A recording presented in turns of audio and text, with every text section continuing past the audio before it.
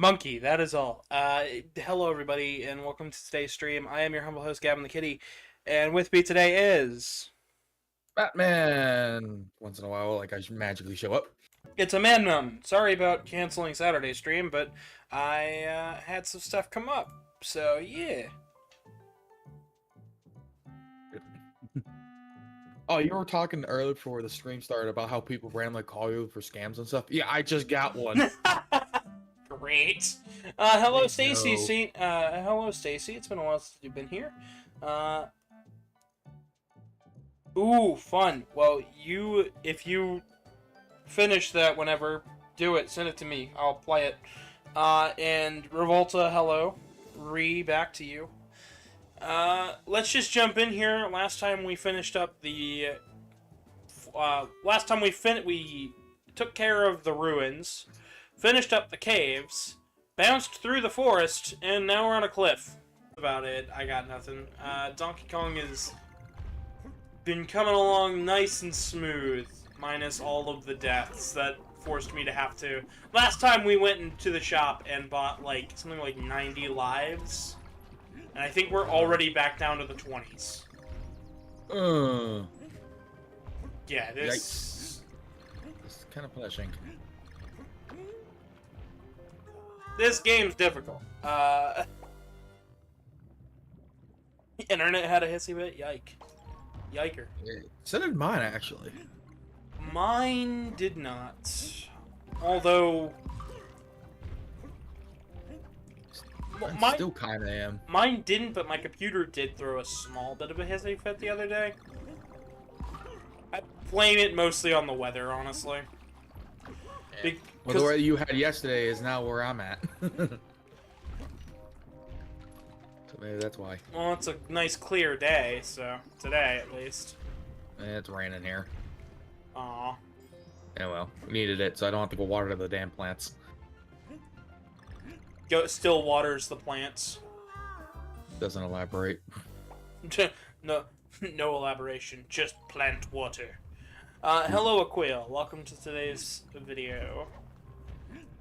I hope everybody enjoyed the YouTube short that I put out yesterday. If you haven't seen it, go watch it. It's, what if Mega Man and Bass had an opening title screen? Mountain Man saw it before the stream, and I don't know if he said anything about it, but because I wasn't paying attention.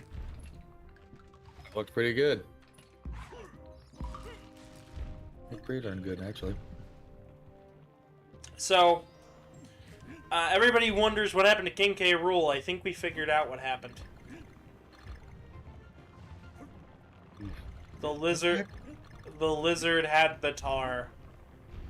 Oh, tarred, and now he just needs some feathers. We might just find some. You never know. Fair enough. For some reason, YouTube thought it needed to lower my quality to 144. Sorry. For some reason, the internet decided to go, no, I'm going back. Oh god, that's so much better. Thank you. Thank you, 1080p. Yeah, the only thing you can't do, I think, with the low latency that I have is 4K streaming. Which is okay, because 4K is expensive, and I'm not paying $300 for a monitor. I mean, I'm playing on a TV. It can do 4K just fine. Hell, so can my drawing tablet, but... It looks neat and all, but I'm like, it's so underused, it's not worth the price to me. It's used plenty in my house, but if I tried to actually stream in 4K, I'd just be dead. Because my capture card upscales to 4K. That's not true 4K. It's still 1080p. It just means that by the time it reaches my screen, it looks like it's in 4K. Well, I only really play video games. I don't really watch TV, except for yesterday. I actually sat down, forced myself to watch a movie again, and then we watched 3 of them. That's how it goes. Truman has been torturing me lately with Halloween, because Halloween's up and coming. And, of course, with Halloween up and coming, the skeletons are coming out to play. But that also means Mariah Carey is starting to unthaw. It's time to get spooky. The hell was that? Ever. Oh, of Me. course. Hi, Favre. Very, Rape English. Thank you for scaring the shit out of me, buddy. Alrighty, back to Monkey. Bonus rooms galore. I believe we've seen just about every bonus room in this game. And I lost that one. Woo! Oh well. Oh well. I know Sonic 06 is tomorrow, and beyond that, I have not planned out anything else. So, look forward to randomness throughout the rest of the week, because I've been focused on trying to film some stuff. Actually, so Mountain Man, what have you been playing lately? Lately, it's outside of the with PS2, I've been playing my childhood game with my brother called Need for Speed Hot Pursuit 2. Yeah. I got that finished. We finally got that completely finished last night. Cool, And then, that and just VR chat shenanigans. Would you like to know what I've been playing? I know it's not Sonic 06, at least for a little while. Well, I did a little. I mean, You did that Monday. Sorry. I did do that Monday, but I've been playing weird Atari modern day ports. Interesting. Like what era of Atari? Like early era? Like, they've been putting their arcade games out with remakes on modern systems for like $10 a pop, and me and my boyfriend have been running through and playing each of them. And I honestly think it's worthy of a video that might come out, I don't know, sometime. There you go. I mean, actually, we pretty. Trying to think what Atari. I feel stupid. I'm trying to remember what Atari have made. What I know. Was Atari the one that made Asteroid, or was that someone else? They made Asteroids, Gravatar, Black Widow, fucking. What Breakout, Super Breakout, fucking. What else? What else? Why is my brain not functioning? They made a bunch of games, but the main. They made stuff like Pong and all that. Yes, they did make Pong, but but they didn't make Space Invaders. They didn't make Bubble Bobble. That's Taito, which is great for me because it means instead I got to research a bunch of these older titles, and what we found was,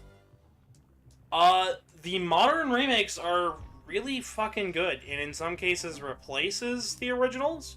But then we got to stuff like Black Widow, and it was just broken. Oof. This is a new game, came out last year, and the two-player, both players controlled both spiders. And this is a twin-stick shooter.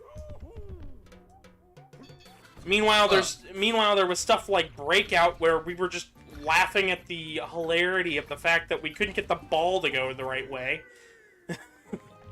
You're like Sponge, like Patrick, the lid, SpongeBob, the lid.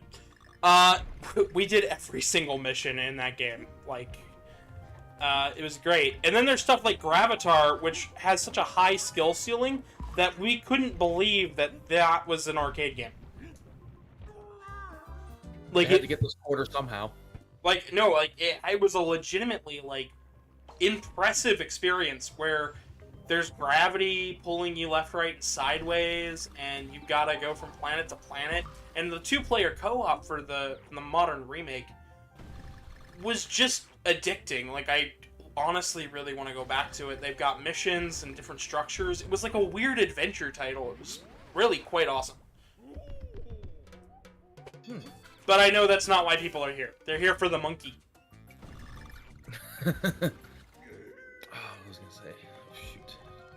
One game I realized I forgot existed until I watched a random YouTube video about it. Apparently, Sega tried to remaster Crazy Taxi, and it flopped terribly.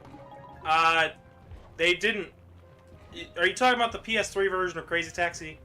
No, there was a new one that come out that was licensed. Well, not licensed. It was kind of like, hey, license agreement for here to make make Crazy Taxi in a modern setting, and it failed terribly. It's awful, apparently. If you're talking about that taxi game that came out on Switch recently, that wasn't Sega. Huh.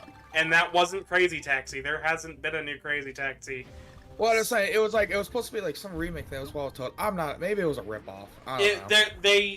Somebody tried to do a Crazy Taxi spiritual successor, and it failed. It failed so hard that it like legitimately couldn't even match the gameplay because they decided to not have catchy music. We got 5 viewers right now, and I'd like to remind everybody to leave a like and all that jazz. Helps me out with the algorithm. Also,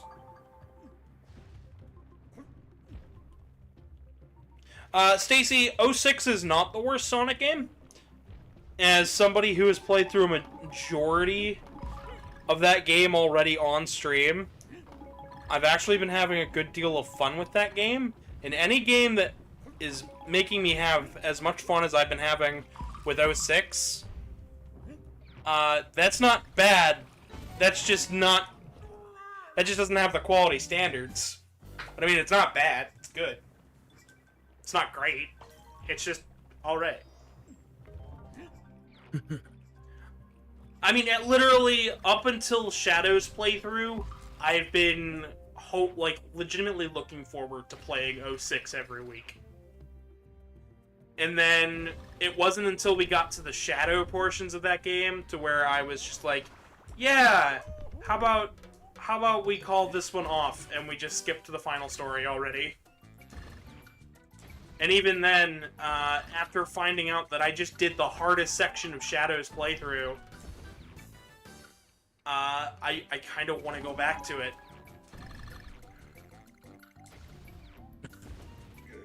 Damn it. I'm really bad at this. That timing is... I just can't. I'm terrible at timing. So... This game would have pissed me off long ago. So what you're telling me, Mountain Man, is that, you are not one with the monkey. Yeah. Put on a banana suit and they'll accept you.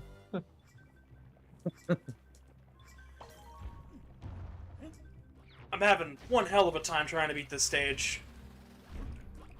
I hope the audience is enjoying this, because I'm sorry that the commentary hasn't been on Donkey Kong.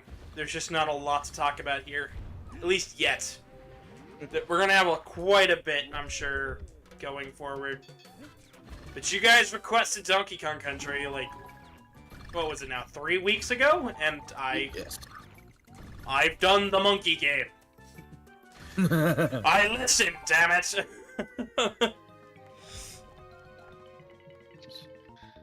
Stacy is also saying, I've never... Sorry. They've never played it, and then something about 06's spin-off? 06 didn't have a spin-off. No, he was talking about Shadows, and 06 was better than his own spin-off. Sorry. That's where I meant. No. I do think Shadow the Hedgehog plays a little bit better than 06. Especially in terms of, like, combo potential, as far as Shadow's concerned. But as far as the fun I've had more fun with 06 than I have Shadow. In some ways. But then Shadow and others, so... Okay. Gotta stop the little dudes from... Oh, sweet, an extra life. Oh, we're still in the 70s. I thought I was in the 20s. There you go. Survivability. Survivability! What? Stacey was saying, well, he's like, well, the storytelling part, I guess is what he's saying. Yeah. Storytelling was better for Knuckles, apparently, in 6. I don't know. I can't. I'm not going to categorize the stories till we finish all of them, and that includes Frontiers. I have a couple videos planned once we get done with every Sonic game. Including Sonic lore videos and, Oh, this is a fun gimmick. You gotta jump or it lowers on you. Yeah, that's... Interesting. I haven't seen that done in a Donkey Kong game. That's something new. That's something that's worth talking about. Huh. Interesting mechanic. It's like the floor is lava, but it's also the what the heck does the black tar not let you jump higher? What the hell? What? This gave me really bad flashbacks from the first game. Wow, it really just fucks you over. Come on, just be hop. Just be hop. Ah! I couldn't. Oh, damn. I couldn't even roll. That tar, like, really messes you over. Like, he doesn't even... It's, like, unforgiving as hell. When you play a video game and it's just like, yeah, no, you're dead. You can struggle all you want. You're still dead. You are dead. No big surprise. The Heavy is dead. What does that mean? The Heavy is dead. So... Oh, I never could tell that meme. And it's like, and then I went like this. And then you went like this. Anyways, Donkey Kong is dead. Dear God. There's more. Oh, okay, don't read my down input. Cool. Honestly, though, that was the consensus before Country Returns came out, that Donkey Kong was just dead. And that's partially still the consensus to this day, that Donkey Kong is just kind of a dead character. Which I know doesn't make any sense. It's like, well, he still has games. I'm like, yeah. But some people don't think that he's much more than kind of generically running around, which I hope I've demonstrated so far. Donkey Kong is very much still a perfectly fine character. Perfectly alive. It's not a corpse, I swear. I swear we're not beating a dead horse like GTA. Oh god, don't get me started on those remakes. God. People will hate me for my opinions on GTA's remakes. Because I know a few people that swear by those remakes, but they're bad ports. They're... And the gameplay on them, and they are buggy as heck. I mean, so is the original, but not nearly to the same degree. Well, there's a difference between clipping through a building and then clipping through the floor. Yeah, for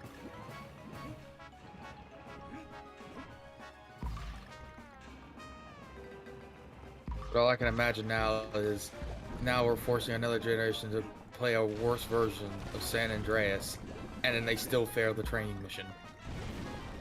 Oh, damn. Oh, I should have sat there. Oh, fuck, man.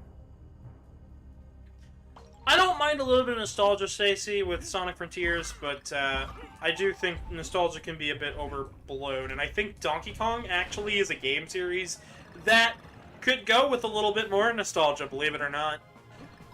I think Donkey Kong is one of those game series, especially the Country Saga, that could go with just a little bit more nostalgia in there. Which is weird, right? Everybody likes to complain that, like, oh, well, everything Nintendo does is just built on nostalgia. It's like, yeah, except for Country Returns, which could use, like, a King K. Rool return. That could be cool. I would love a stage based on the original girders of Donkey Kong. Maybe some stuff to do with pesticides, like a whole level based on Donkey Kong 3. You know, could be cool. They're more focused on Mario, Splatoon, and some other third parties they have. Not really. Donkey Kong Country Tropical Freeze, it being re-released at all, was an awesome sight to behold on the Switch. Even if it was a little bit of a price hike from the Wii U version, I was still okay with it because looking at the development costs of that game, plus the amount of people that actually bought it on Wii U and the amount of Wii U owners, kind of makes sense to me for them to want to increase the price. Hardly anybody played it originally. So, to me at least, I'm okay with them increasing a price for a re-release, so long as the game wasn't given the original spotlight that it deserved. So Tropical Freeze, one of those games where I'm glad it's on Switch. I cannot wait to give it a shot. I do have the Wii U version, although I've never actually played it. I bought it for $1 at a Walmart. I plan on picking up the Switch version for this series, though. So.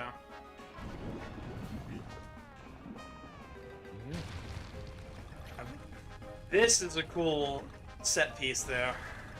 That was the egg. The gigantic eggshell. Oh yeah, now we're inside. Rolling, rolling, rolling. Keep them doggies rolling, right? Ah, shit. Dab. Dab. Rolling, rolling, rolling. Keep them doggies rolling, right? Oh god, it makes me want to go rewatch the Blues Brothers again. What? You ever seen the movie Blues Brothers? I have. I'm just going, what? Why? Because there's a scene in the movie that does that exact song when they're in the bar, the first bar they went to play at. It was a country bar, and it was just rough, but it was really cool. Okay, I do remember that scene now. Now that you described it to me, it makes sense. I remember that scene. You sounded so confused. I was so confused until now it makes sense, but now it makes complete and total sense. Sorta. Banana. There was another movie that song too. Lots of other movies use that song, Furry. God. It's a Western song. That's literally the intro to an old TV show called Rawhide. Yeah, that's why I was confused. It was a TV show in the 60s, if I'm correct. Yes. And Stacy, as far as Sonic 3 Air goes, I do have the Steam version. But recently they've been adding updates to Sonic Origins.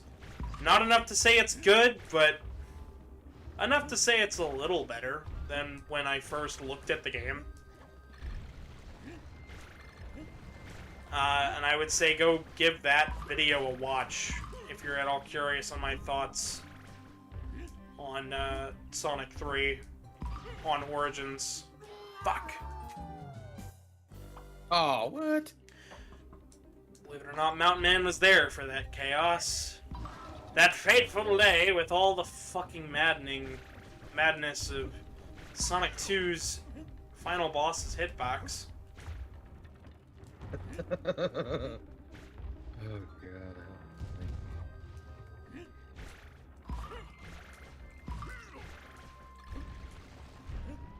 Okay.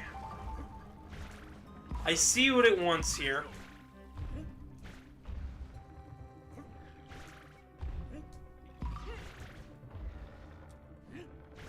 Timing, ugh. No, not timing, just roll and jump. Be like Monkey. Monkey go burr. Haha, funny big monkey go burr. What's your stream like? Aha, funny monkey go burr. It's like, so no content worth watching. Exactly. Oh, it's how no, the other joke is, no, it's monkey go burr or hedgehog go wee. Hedgehog go wee, monkey go burr, plumber go woohoo.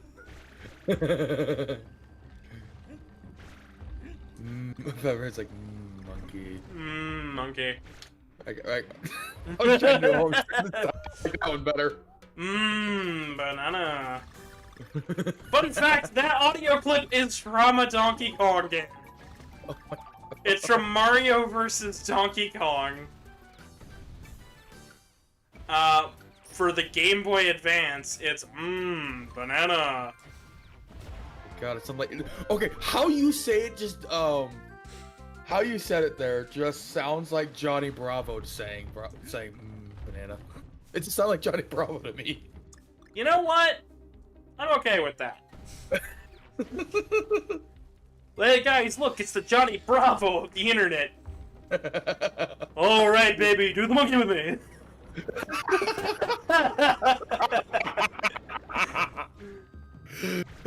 Fucking, I'm fine, I'm perfectly A-okay with being known as the Johnny Bravo of the internet.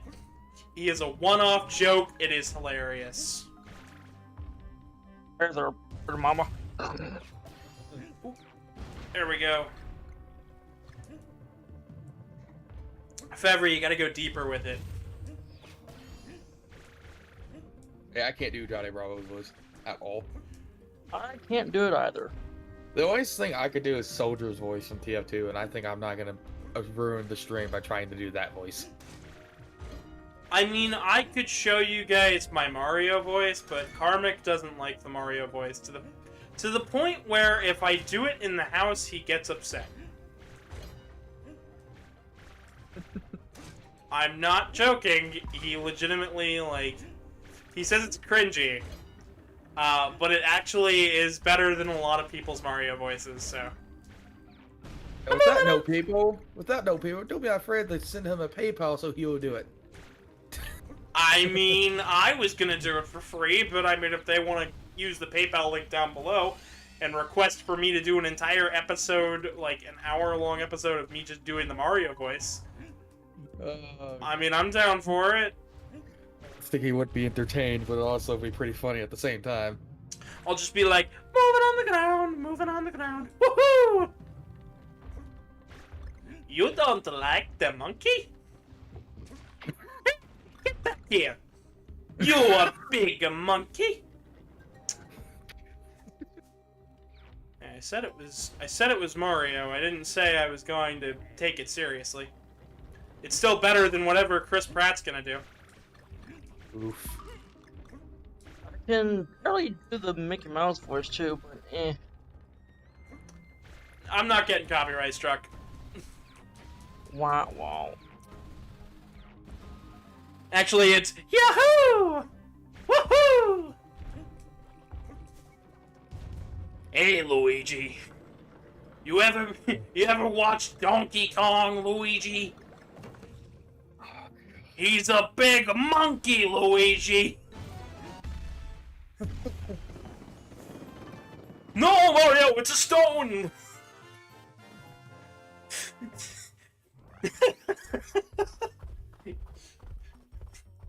No, Mario, it's a football! That's a Donkey Kong, Luigi! You didn't make it! No! Football! I chiseled it! Somebody animate that. Oh no. God, man, just imagine I just do this whole skit and animate it. And all it... God. Fevry, if you want to animate it, do it. Trust me, I've seen the show too. Yeah, I know you've seen the show too. That's how... I know you've seen more than the memes because you're a madman. You're a mad lass with way too much time on your hands. Chris Pratt be doing Garfield, though. Yeah, well, why wasn't it Bill Murray doing Garfield, damn it? I don't know if that would work well. I mean, I like Bill Murray doing his voice, but I don't know if that would work for Garfield. He already did it. Oh, he did? He already did that. He did 2 live-action movies. Oh, God.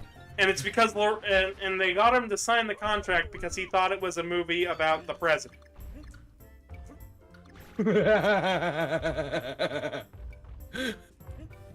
They tricked him into signing because he thought it was about something else, and they got him for 2 movies because of that. Oh, I can imagine he was pissed. Oh, he was furious. What was even funnier, though, at the time, though, because they knew that Lorenzo Music did him in The Real Ghostbusters, but he also did Garfield. So I think they just wanted it for that joke alone. Be like, hey, look, they're the same person. Which is upsetting, because I believe Lorenzo Music is actually passed away now.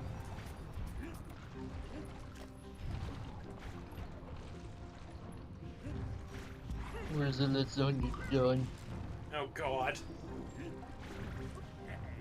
I mean, if people are asking where Garfield is in Donkey Kong, I got no... If somebody ROM hacks Donkey Kong Country to have Donkey Kong's colors just be Garfield's, and it doesn't fuck with anything else in the palette, I would play it.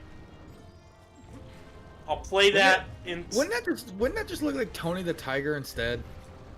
Yes, but then I can make 2 sets of jokes. Lasagna Garfield, and fucking they're great. Oh, gosh. And then Luigi disappears out of nowhere holding a stone as a football. No, that's today's episode.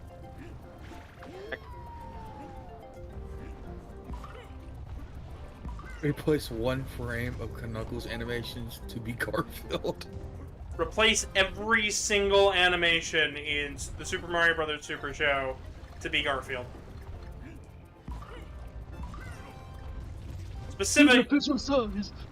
Specifically from the Super Pets episode, which was like a short animated movie thing. If anybody remembers that, post a comment in the below, because I'm way too like hyped up on sugar right now to think. Seen the trailers and previews, but I haven't seen the actual movie. It's not great, but it's funny in parts. Honestly, I've been watching way too much Quentin reviews. Maybe that's why Garfield's on the mind. For those who don't know who Quentin Reviews is, go look him up. He bought a giant Garfield plush, and it got mixed up in the mail, and he got sent a bunch of sand. Sounds like somebody's stuck on fucking sand. Like, he was literally got delivered, like, 4 pounds of sand. And this plush is as big as this man, and it's hilarious how huge that gigantic plush is. It wears like a 4X in a t-shirt. For comparison's sake.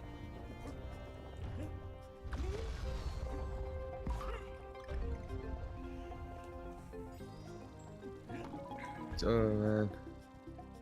Oh no, Stacy, I'm not talking about that. I'm talking about a ROM hack that replaces Donkey Kong's color palette with Garfield for Donkey Kong Country 1. And I will play that instead of regular Donkey Kong Country 1 for the channel if somebody does that and sends it to me. And then if every banana was replaced with lasagna.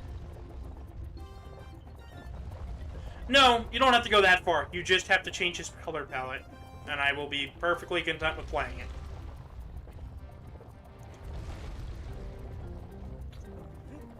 No, I don't know why Donkey Kong decided to peer up there for a second. I didn't let go of down.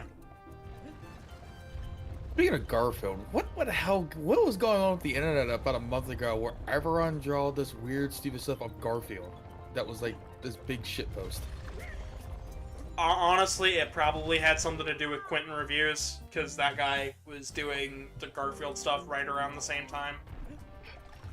Because people were drawing like some character. It's Garfield, but it's a emo girl or something. Like, yeah, I was like, what the fuck is that? It's Garfield. So that's what's called, is Garfield. I've got the true meme lords here in the chat today. Oh, God. Even though I don't get memes that much. Me. I mean, I'm just in an app called iPhone, and that's how I discover it. So. Well, have you guys ever seen the Donkey Kong commercial for Donkey Kong Land? Getting back on topic slightly. Is it that one for the Game Boy? Yes, the original Game Boy. The one where the giant Game Boy comes down and flattens Donkey Kong. Because it laid a trap with a banana. Oh, these are pretty cool bananas. Yeah, that one. Yep, I've seen that one. Okay. I figured you would, because, yeah. It's weird, but I put him in the thumbnail because I thought it'd be funny. I'm trying to skip cycles here, because I am... Look at me, I'm a real speed runner. Anyways, jokes aside.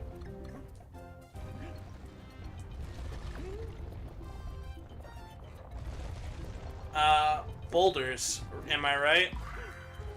Damn it! Aren't they bolding? I was holding left, but Donkey Kong's momentum. Oh, that was pretty bolding. There was a extended version of that meme where Donkey Kong tries to hold back from screaming. Why? Listen, I don't like people yelling. I was talking about the advertisement itself. Because the advertisement itself is bizarre in and of itself. Oh, that animation definitely was weird. Yeah, not as weird. So, I'm sure you guys have heard of that Witch Doctor song. Oh. I have not. Ooh ee ah ah wing wing wada ding dong. Oh god, that was used for a Dr. Mario advertisement. Oh god. Yeah. I remember that from an old YouTube series called Stick Figures on Crack. They used that clip a lot back in the day. Yeah, that was from a minus the fact that that's an actual song.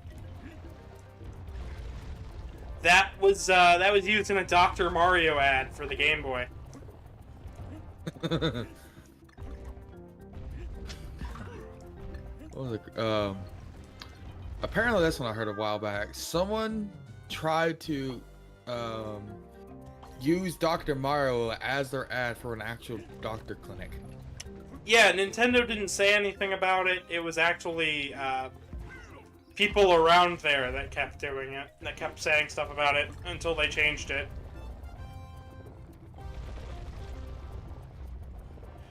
Alright, I think I figured out why he was poking his head up. And the answer is because if I stand still and press 1, he does that. Whether I'm ducking or not, I don't know what that... Wait, no, I do know what that does. That grabs. Okay. Mystery solved.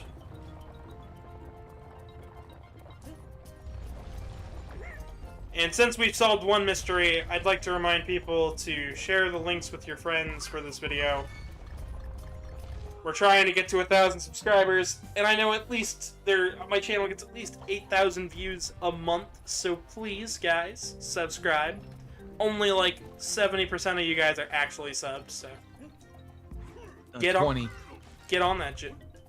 Oh, Is it 20? no, yeah, it's 20% of you guys are actually subscribed, but 70% of those people watch my content. Yeah. And when I mean watch, I mean like they'll watch like most of the way through a video. But they refuse to sub. They refuse to sub. They refuse to support the channel. What's wrong with you? Don't you like your favorite creators doing things? Yes, this is the voice from the snail from Kirby's right back at ya. Hey, I'm just gonna keep pulling out weird-ass voices that I can do. Oyo. Hey. We're not doing Poyo. We're not doing Kirby. We're doing the snail from Kirby's right back at you, which just sounds like John Mulaney.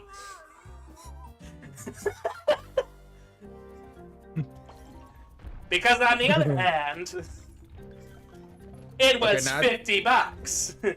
on the other hand, I mean, I think I can do it, but what? Kirby's voice? Yep. I would say at one point that voice you were trying to do slowly was turning into He-Man. Not He-Man, Skeletor. Skeletor is more of like this. It's Skeletor. Yeah.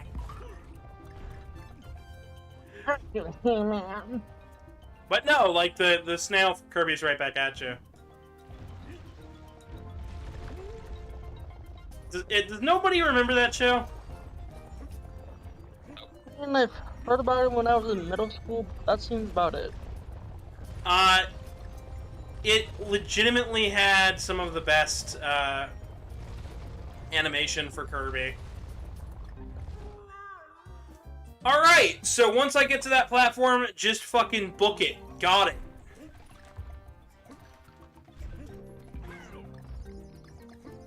Eat it. Look it. The stupid monster had just a gigantic jack on a head. What, the little dinosaur here? The dinosaur, no, not that dinosaur. The one in the back one right there at spawn. The checkpoint. That thing. Oh, yeah, he's... Okay, I'm not sure if I can actually do that. Ew, that's annoying. I think it's after the fifth one it widens a little, but I'm not sure. Maybe? Do Sonic's voice from Sad AM. I'm not Jaleel White, I can't do that.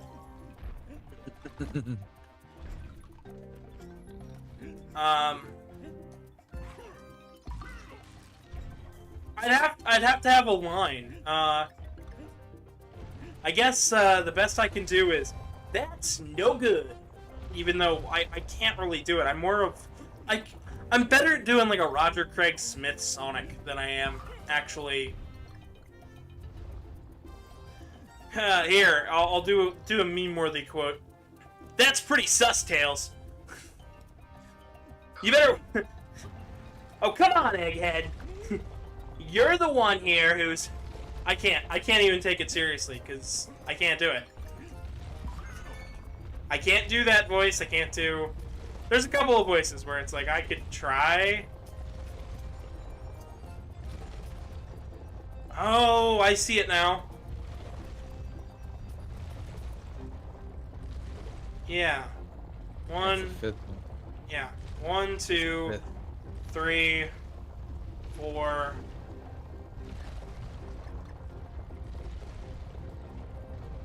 Now do it. Ugh. Oh, finally, past that part. All the egg balls just fall out in the background there.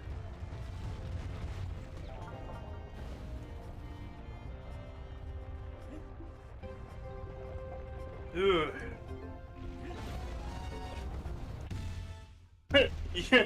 Boulder slowly falls from the ceiling. Oh, yeah. Alright, well, Mountain Man just climaxed, I guess. Oh god, no. No. No? Then what do you call that noise that you just made? The part where I thought that boulder was gonna roll all the way on top and then fucking crush you and you have to reset back to the point that you've been struggling with. Yeah, climax. Oh god. Yeah, okay, that was a goddamn setup.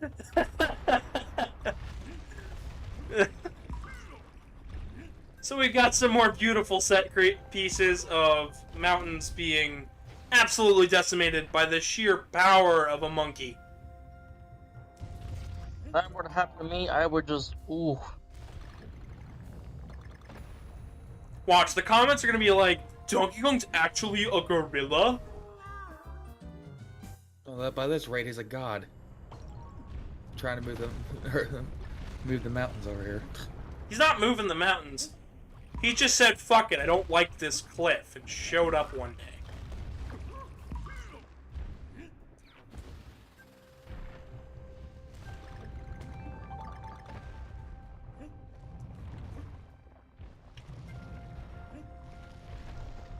One sound clip that will forever make me laugh is from a TV show, like fake band sort of thing called The Monkees.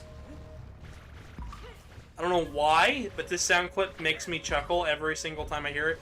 Just hey, we're the monkeys. It makes me chuckle. It makes me laugh. There's no reason behind it. It just does. Artie says big monkey.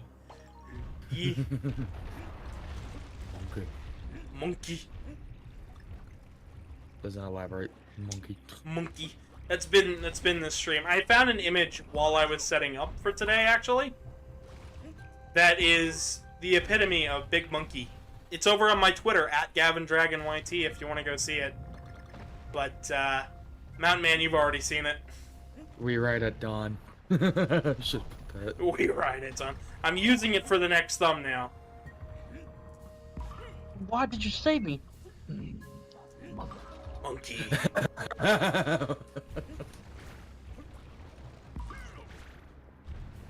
So apparently they announced a new King Kong and Godzilla movie coming out. So that's exciting. Didn't we already have one though? Yeah, they're making a sequel. Not a Kong versus Godzilla movie, but Kong and Godzilla got to team up to fight something new. Oh boy, something's happening. A part of me wants it to be like something like a goofy Ultraman thing, but I don't see that happening. Or said, yeah, they're filming in Australia. My thing is, okay, great. So they don't have to ship the big scary animals elsewhere from Australia. Yeah, they get life-size props. They don't have to do any video editing. It's already there. Yeah. Hello, Argent. If you'd like to join in voice chat, go for it.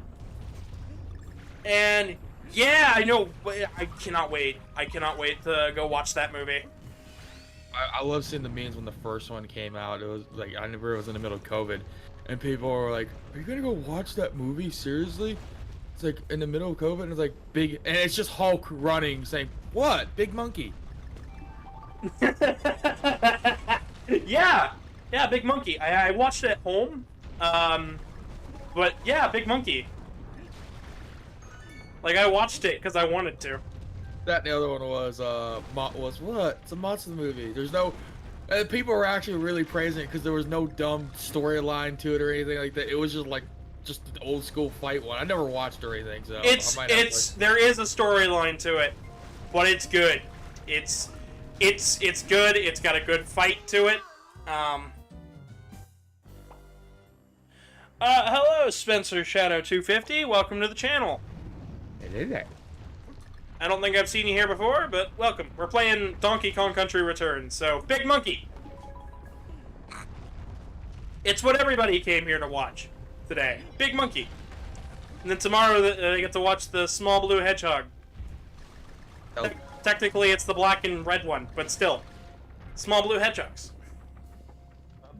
Subside asking, "Hey, what are you doing today?" Just replies back, "Big Monkey." Does not elaborate. Yes, that needs to be everybody's answer. What are you doing today? Big Monkey. You're a content creator too? Awesome. Well, maybe someday we'll have to collab, but for now, Big Monkey. About that discussion earlier. Yeah, what's up, Fevs? I kind of noticed that majority of destruction scenes in movies are kind of like tabletop models. Listen, I like giant fight scenes that have weight to them, so that's why I like King Kong and Godzilla and all that jazz, because you gotta be kidding me. Because another because prop, of course. Tomorrow, Edgelord Hedgehog, yes. You want to see King Caesar in Titanosaurus Destroyer, yeah. For example, that coastal scene of that massive crap. What's his name? What's up? I have no idea. That looks like a giant marshmallow. Ooh, are the Stay Puffed? Yeah, that guy. Oh, yes, Arjun just sent me the clip for the Chris Farley version of Shrek that got leaked. Spacer Shadow, that's awesome. I'd say get in touch with me if you want to do a collab or something like that in the future. I do have a couple video project ideas that would work great with that. With your style of stuff, as long as it matches with my stuff, you know. Could work well as a collab. But I got a Discord down below and a Twitter at GavinDragonYT. You could feel free to bug me. In that scene, I noticed in the background that the props didn't look so alive, but then I noticed, oh, it's tabletop. Yeah. Monster movies were old monster movies were filmed on like tabletop sets with people in costumes. And then the modern stuff tries to mimic that with CGI to make it have a broader and larger scale, which I'm okay with most of the time, but I still like those practical effects. Oh look, the crabs are back. Bastards. No. This entire video game, what Donkey Kong got upset by a mask because the mask stole the bananas, and then the crabs showed up. Donkey Kong got told he has crabs and now must fight everything. That needs to be the entire plot of a video game. Donkey Kong gets told that crabs exists, and now he starts fighting everything. Not the crabs. No, it's not the crabs, it's crab? Mmm, seafood. Because Donkey Kong's too stupid to realize the crabs are trying to kill him. The crabs are too stupid to realize they should probably stop trying to fight the monkey. All around... God damn it. All around it is seafood everywhere.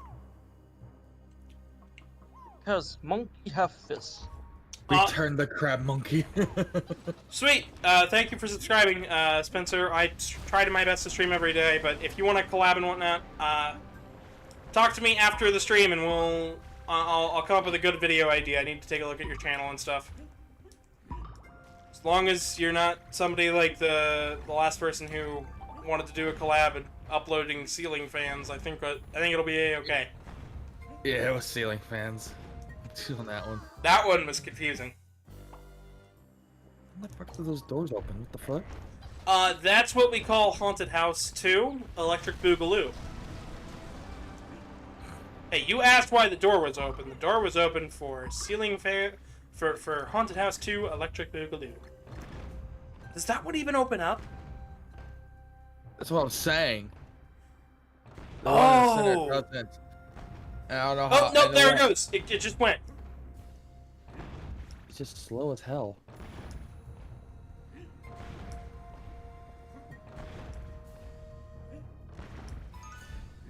It wants you to hop back and forth. Shit. Oh, overshot. Industrial sized fan. I need to. If somebody finds me a video, you know what I need to do? I need to look into really weird and obscure, more weird and obscure games.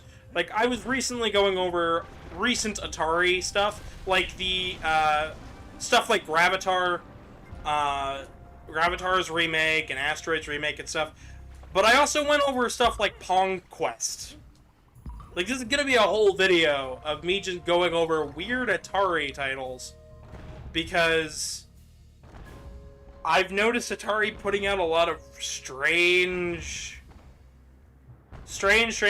content lately. Mostly involving their older titles being remade and remastered. And most of it is surprisingly really good.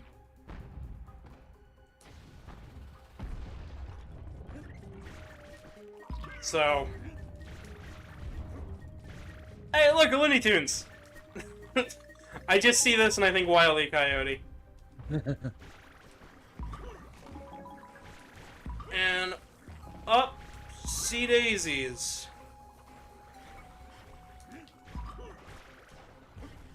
Anyways, back over this way. Bonk. Roll. I want to dig into Africa. They're having a tech revolution, but everything's on the PS2. What? What? They're just now getting the PS2? That's a small bit of a shock, but 20 years difference. that's pretty rad, honestly. New PS2 titles from a different country? Hell yeah. Honestly, I think it was me and Argent that talked about doing a video over different countries just getting tech long after everybody else. Like, I had, like, Brazil getting the Master System. Even to this day, they still have new releases of the Sega Master System. Oh, yeah. Oh, shit. It's weird. There's like VRC. I meet a few of the guys from Brazil and stuff. Yeah, there's 7 guys in all of Brazil apparently that have VR headsets. Yeah, and they cost $5,000.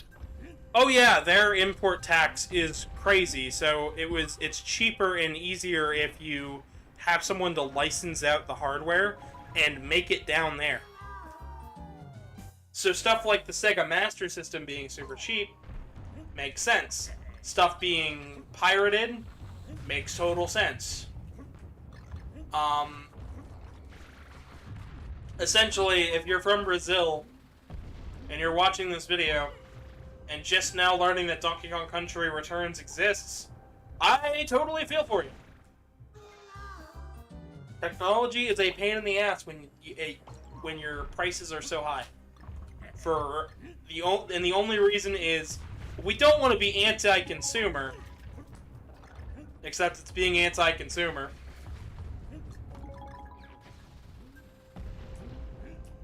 I mean, there was stuff like the Zeebo. What? Oh, I get to introduce you to something new.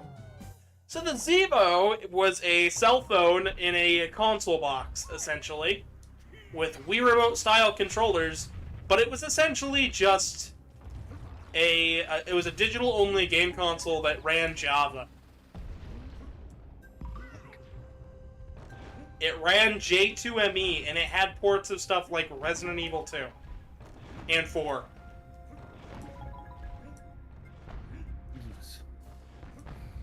And they're different than the Resident Evil 4 ports on other systems.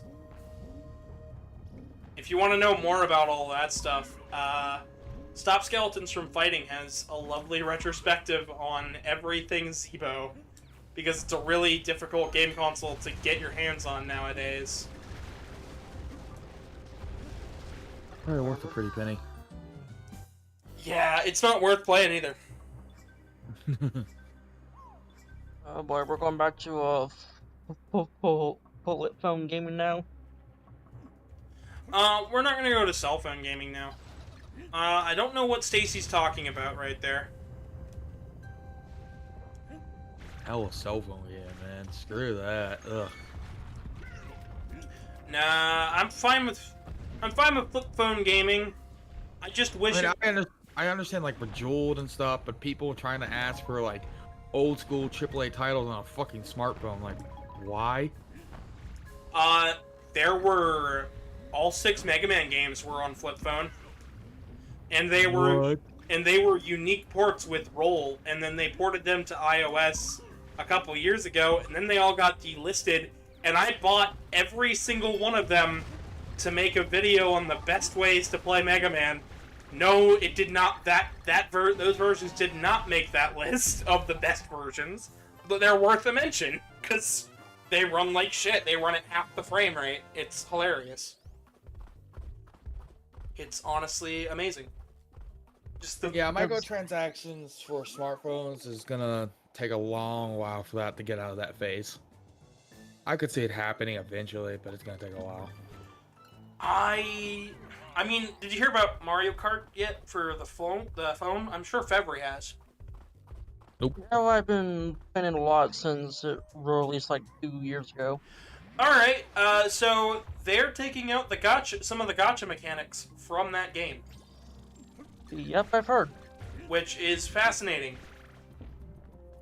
Which makes me wonder, is it because Nintendo knows that gotcha mechanics are very bad for its customer base, or is it because of the legal stuff that's been going on with EA and gotcha mechanics? It could be that, or they're experimenting something behind closed doors. I mean, because they're not removing all of it, but they're removing a massive part of it that's going to allow for more people to play their stuff without fear of the gambling addiction, which is wonderful. I honestly think most gotcha mechanics are kind of shit. Even if I play a game that has a lot of gotcha mechanics, like Mega Man X Dive, that's got a lot of gotcha mechanics, but I don't mind them there because I don't use them. Because there's other ways to upgrade your stuff. I just don't find the need to actually use the gotcha mechanics, which is odd to say, because usually it would be integral to even playing the game.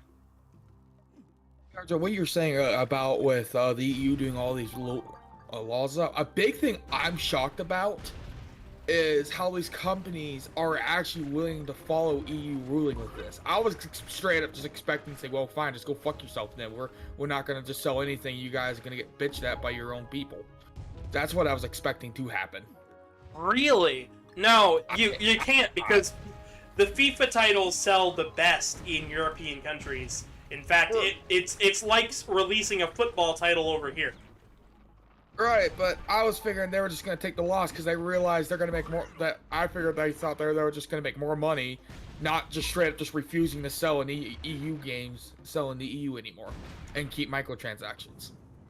Nope, you'd lose money. I figured they would, like I said, they would just. I don't know. I figured with the microtransactions they would just keep the. They would lose profit. Oh yeah. You'd lose more of your profit by not releasing a soccer game over there. Fair enough. Then the other one is how with iPhone with the supporting USB 3, forcing them to use USB 3 was another big one. Not 3C, sorry. Yeah. How they Apple was just gonna like, okay, fine, you forced our hand. Well, it makes sense when you look at it.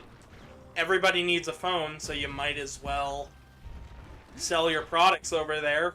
And even if you have to make one change on a manufacturing line, you'll still make stuff in the long run. You could do shitty software stuff with your cables and actually force them to buy them. That was part of the clause. You can't. Oh, you can't? Nope, that was part of the clause for the law. That's good. I'm happy for it, but I'm just surprised Apple, like I said, I'm surprised these companies are actually like, okay, you forced our hand. Well, because they have to listen or else they can't sell their products in the country, so... Like, exactly, but I was expecting them to say, fine, guess what, then your people of your nation is just going to be pissed at you and try to repeal the law after waiting a couple of years. No, it's easier for them to just not fight it. Now, EA fighting the microtransaction one, because they actually have tried to fight the microtransaction ones. I don't know why they've tried, but they've tried. It doesn't seem to work for them, so I don't know. See, RJ, you're forgetting it's Germany. The lawyers are the engineers. Hey, look, the boss is actually from the thumbnail, is actually in the video. Who would have thunk that? It's like when they say the name of the movie in the movie.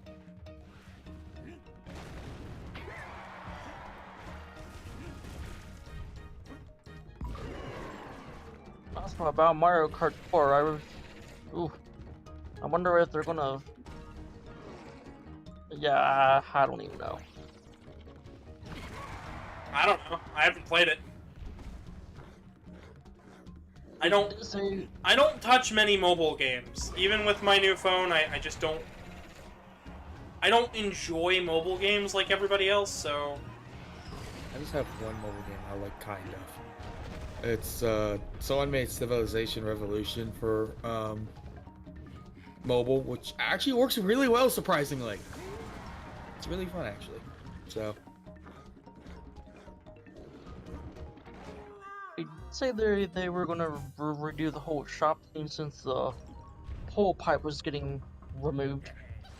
Yeah, the pipes being removed, and they're adding a new shop that allows you to buy the rare stuff instead of gacha mechanics, which I think is a-okay.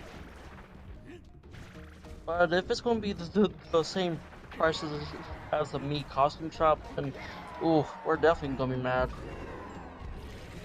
In what way? Like I said, I haven't played it. I don't know it. They are about, say that there's a dolphin costume and that costs like 100 rubies. Which is equivalent to how many dollars?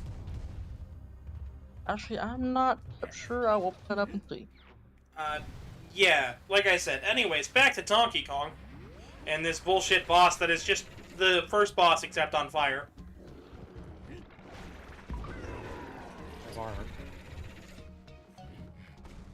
When your boss is just on fire. Instead of firing you.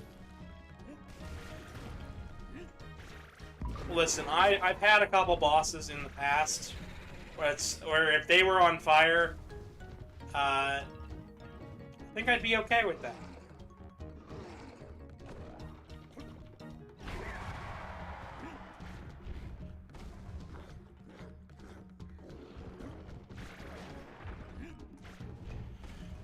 Alright.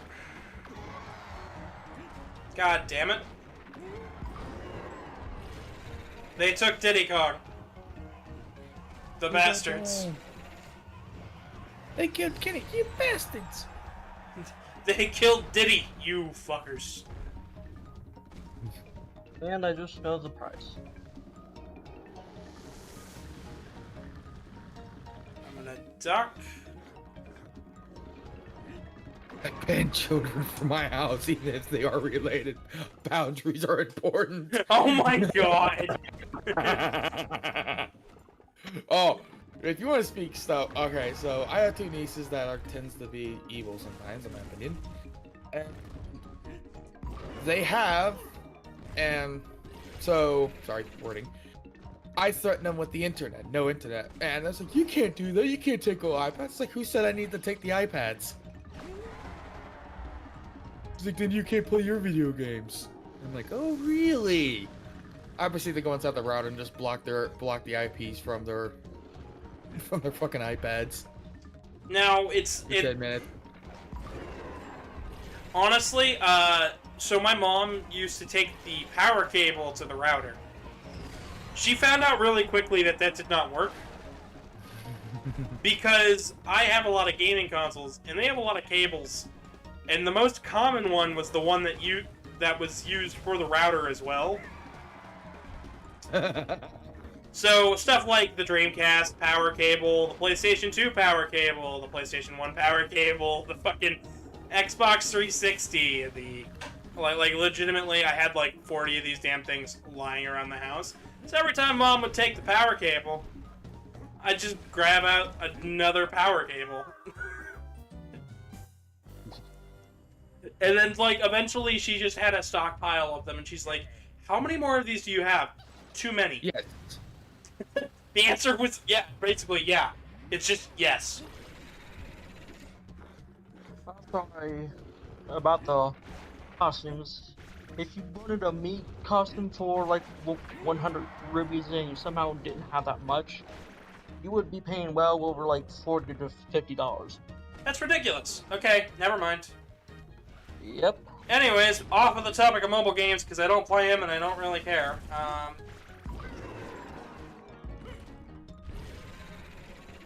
Like, I care, but I don't care. If that makes any sense.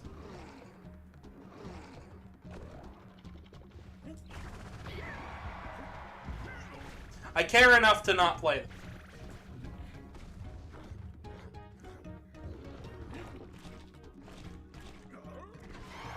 Ah, shit. They took Diddy. So what do you guys think about this boss? I think he's kind of tricky. If you bought the Oblivion horse armor, you created this future.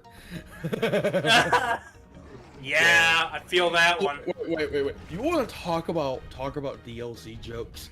Look up a game developer called Paradox and go try buying all the DLC for Crusader Kings 3 or EU4. Fucking what is it? The volleyball game series that is also a fighting game. Dead or Alive. Dead or Alive's $1,000 DLC. Oh wait, I remember Saints Row 3 really expensive DLC that you could buy. It was like 10 grand. Yeah, like... Now imagine that on a higher scale, and you get fucking Dead or Alive's DLC. Oh god.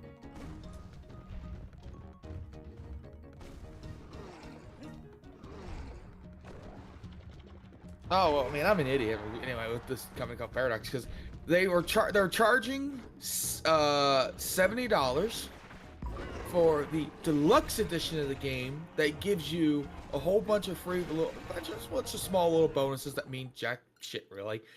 And Dead or Alive or Cats DLC, more like DLC. These nuts. Perfect comments right there. Anyways, as you were saying. Like I said, I wasted $70 on a game that doesn't come out yet. As I pre-ordered, I'm an idiot. And if I paid $70, I get the first DLC for free. I am upset at a certain pre-order. We went through and pre-ordered JoJo's Bizarre Adventure All-Star Battle R, right? Shouldn't be any issue there. Comes the little Jolene statue.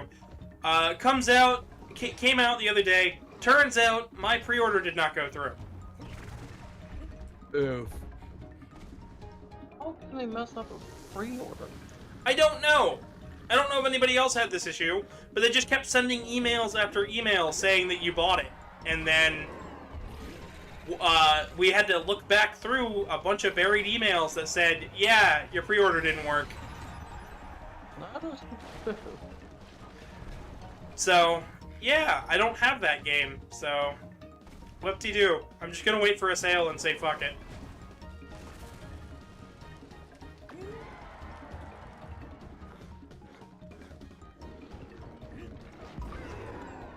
I mean, hell, they want to jip me out of a fucking pre-order that was like $120? Fuck it, I'm just gonna wait.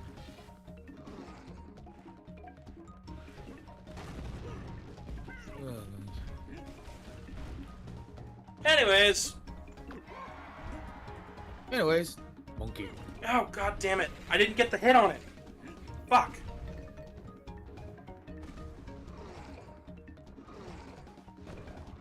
I'm so ready to move out of my place over one of these days. I'll finally fucking buy a house unless I be an idiot and go try to buy a fucking Jeep again. And thus he bought 3 Jeeps and called it a weekend. No, I nearly drove Friday 4 hours to go look at a Jeep Gladiator that was $51,000. Boy!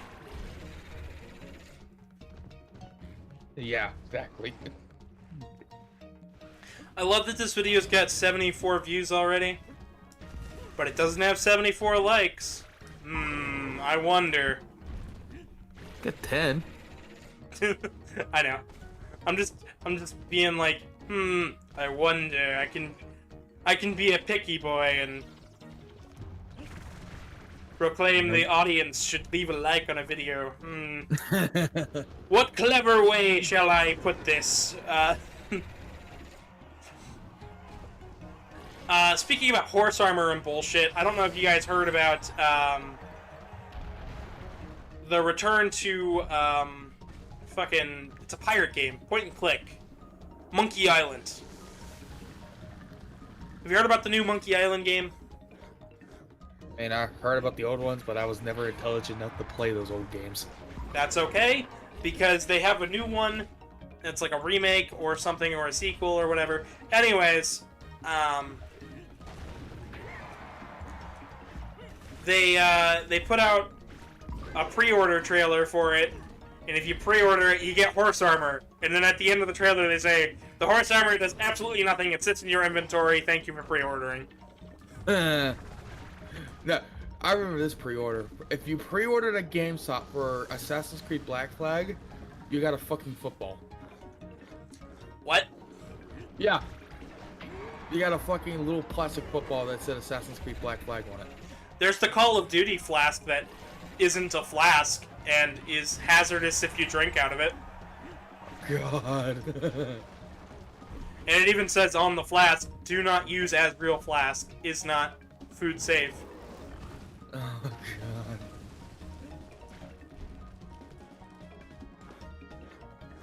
I've managed to keep Diddy Kong this long into the fight. Like taking your kid to daycare. You're trying to take your kid to daycare. On top of it, you have to go fight a boss. When you have to take Diddy Kong to a daycare, it's not a kitty care. It's a Diddy care.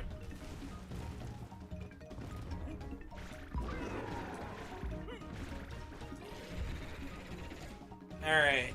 When you have to drop up, when you have to fight a boss at 7, but you also drop off your kid at 8.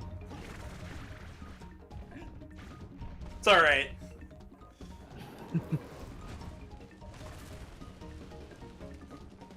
It's just a little ditty.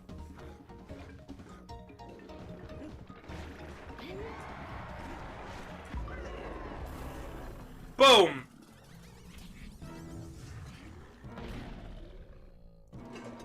Boss is beaten. You are dead. No big surprise. Pokemon is not doing any physical pre-order bonuses anymore, which is lame, says Aura. Ah, why aren't they doing that? That's fucking lame. That is lame. Big ding. Big lame. Much bad. I still haven't seen anything on the new Pokemon games, and I'm a-okay with that. I'm really glad people have been trying to keep that stuff away from me so I can play this next one fresh, new live on stream. It's great. All right, we finally beat the first world, and it only took an hour and a half. Time for the factory world. I didn't do any prep for today, so. Oh, this is the world with the Game & Watch secret in the background, and also the Donkey Kong secret. Look at this. Oh, that's so cool. Yeah, this is the whole stage. I'm gonna point out the. I'm gonna try to point out the Game & Watch secret when we get to it.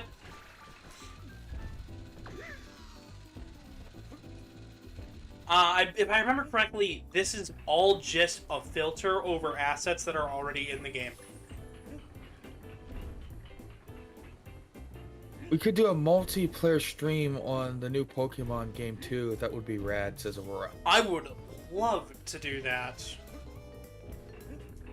What's nice is it comes out, I think, right after Frontiers, so I can do both games right around the same time. And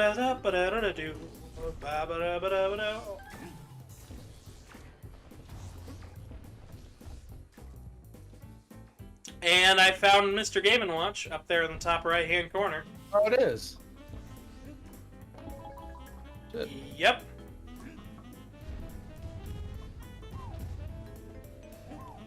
Okay, megaphone.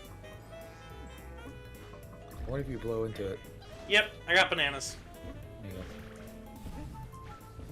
Let me get this beautiful music. Oh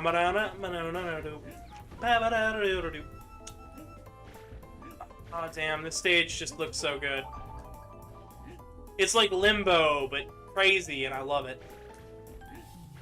Which is great when you think about the new Donk City aesthetic. It's just Can't wait till we play Mario Odyssey on the channel. That'll be a couple of streams that I think people will really enjoy. But I've been doing a bunch of research into that game just so I can have developer stuff to talk about, because I like video game developments, and that game's got quite an interesting history involving a couple of fights. And then silently doing what the other one didn't want done, and we'll get there when we get there. Regardless, back to Donkey Kong.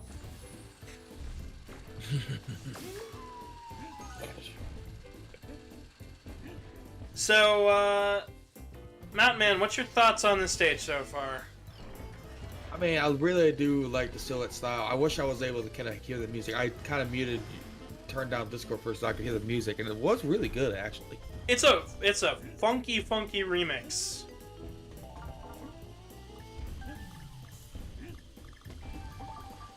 I mean, I'm trying to think. Hang on.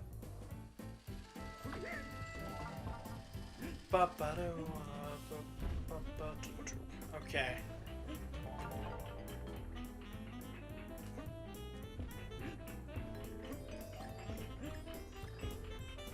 Let's hope we get a heart, maybe?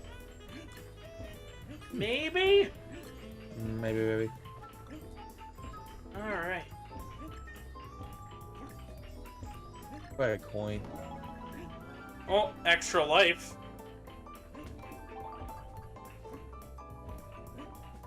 Yeah, we take those. New at Olive Garden. We'll take your extra life for a coupon. Oh, God. Hello, Foxo Gaming. Argent is not actually in my voice chat today. It is Mountain Man and February today. Hello. I'd love it if Argent was here, but he is currently off of mic. He'll probably be on later this week, though, so stay tuned. I'm sure he'll show up eventually. He usually does. You know, that would have been a kind of interesting Easter egg, but that would never work in here. It would work in this one map for the microphone. They should have put the next thing on for Papers, Please.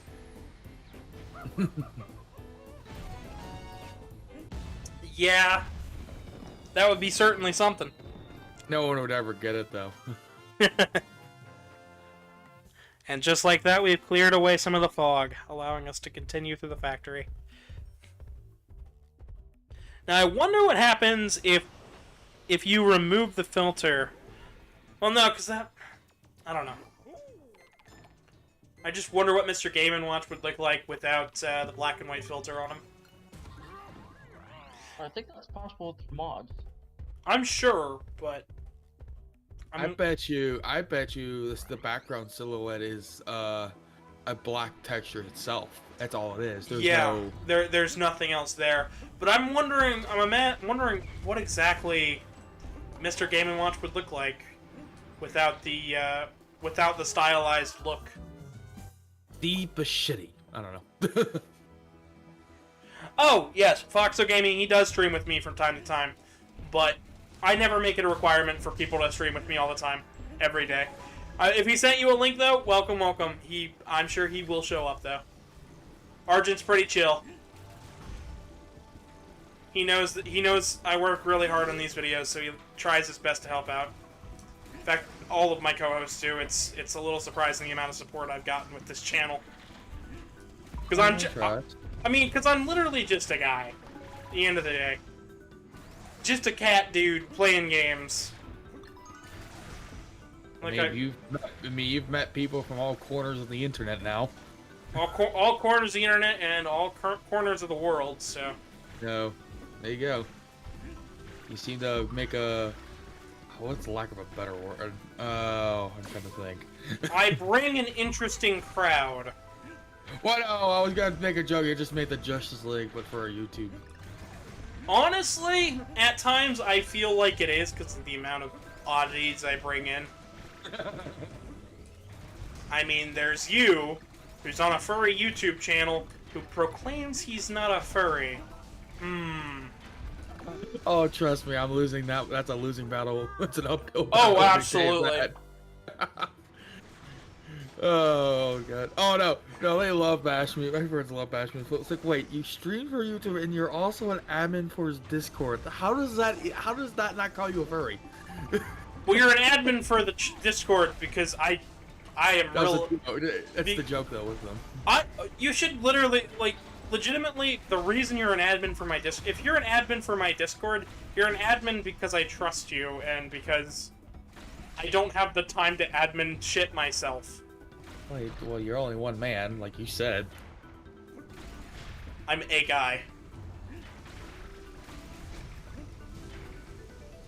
And one man can only do so much. Like buying a shitty green screen only to realize that it's so bad you can't use it as a green screen.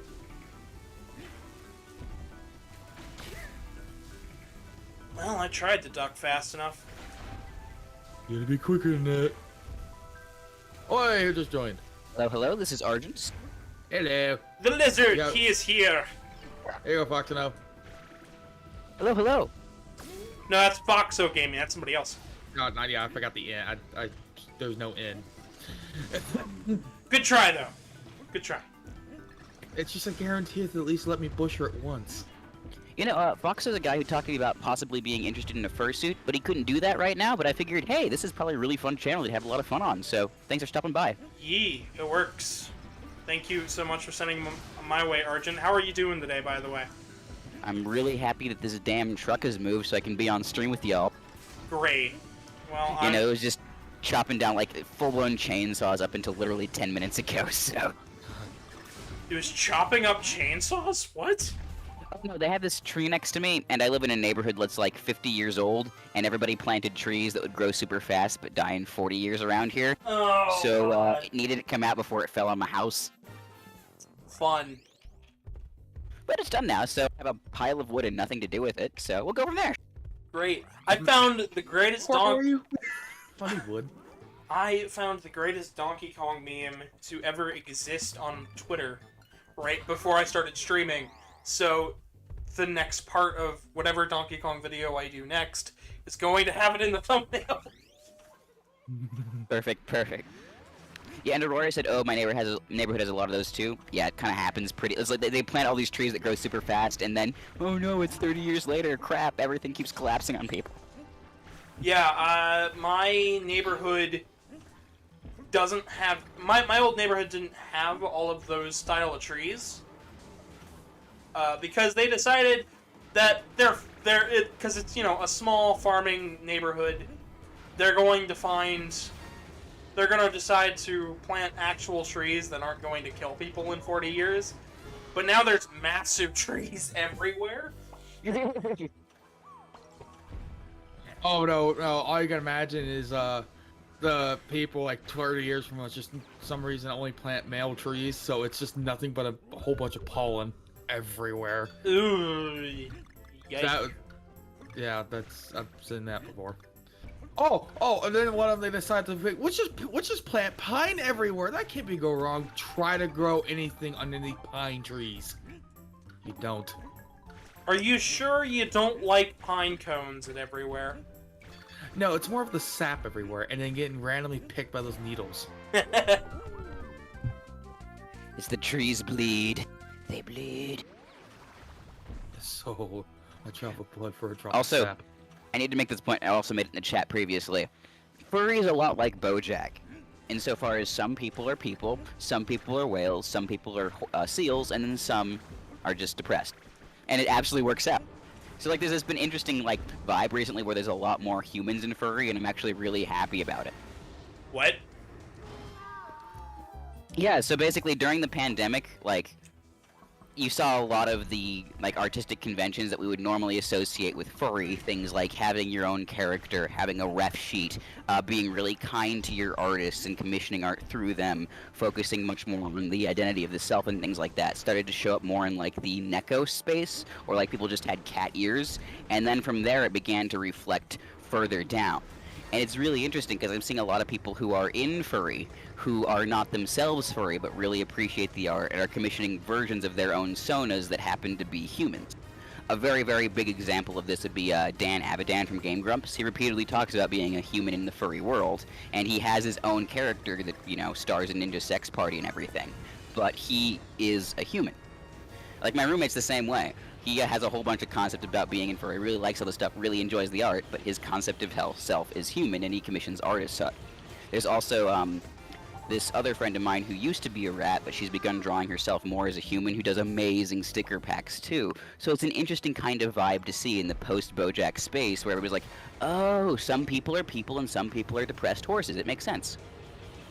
There was an episode Like you see a lot of this in VR chat too, or like you pop onto a furry VR chat server, or like even tangentially furry, and you see a lot of people just showing up with their own really cool like human avatars too, that have like a whole bunch of wings or whatever else.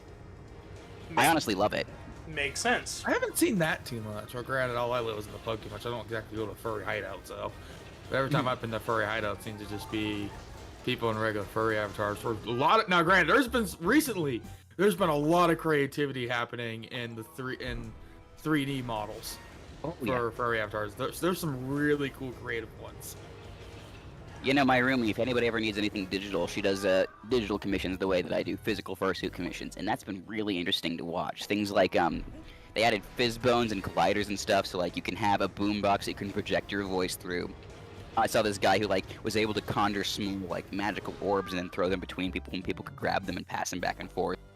And if people want digital art commissions, I do those, but you have to kind of sort of watch the channel for when I'm open, because I make a couple of announcements here or there, but I still have to commission you, 100%. Not gonna lie, it's just like have to have the cash to do so first. This is the issue with everyone. Everybody's broke. It's okay. Foxno, to answer your question why you don't see me in VC. Wait, I don't see you guys in VC in the server. It's because we're at a separate one called YouTube. Yes. So there is a YouTube tag. You have to be a part of my. You have to be a part of my YouTube group to act. Yeah, you have to be a part of my YouTube stuff to actually access the voice chat for that. I have to trust you and know that you're gonna be mature enough to do that stuff. I used to let randos hop on. The reason I don't do that anymore is because I've had issues with that in the past, and people pop on and post a bunch of inappropriate content. It's just no fun. Yeah, they take the shit.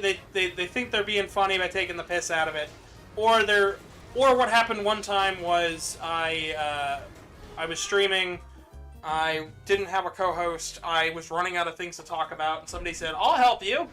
And bless their heart, they really did try, but they ended up being like 14, and they sounded like it, and I was just like, you can't. I'm sorry. I tried my best to be nice about it, and afterwards I was like, I just lost 2 subscribers. I hope I made their day by letting them come on, but that's the last time. It's also just like you never know what you're gonna get from YouTube. Gavin's met me in person, and like we've had a bunch of time before I was loud on stream, honestly. So it's one of those like you have to vet people. Too many bad things could happen, and too many bad things have happened. Yeah, and then Mountain Man, I've known him for a while. Artie actually hopped on during when I was allowing people to just hop randomly into general, believe it or not.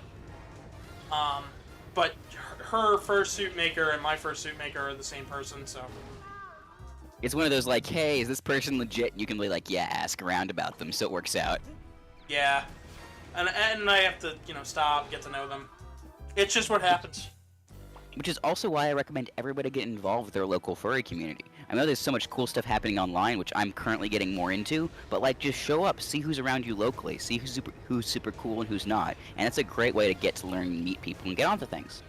Essentially, don't be a monkey. Yep. I mean, unless you are a monkey, in which case, please show me all of your character art. We need more monkeys down here. I've seen some really cool designs. Yes, but I mean, like, don't be a fucking Donkey Kong. Just come in and smash shit. Mm-hmm. Don't be a stranger. Don't be Donkey Kong. Don't be on like it's Donkey Kong.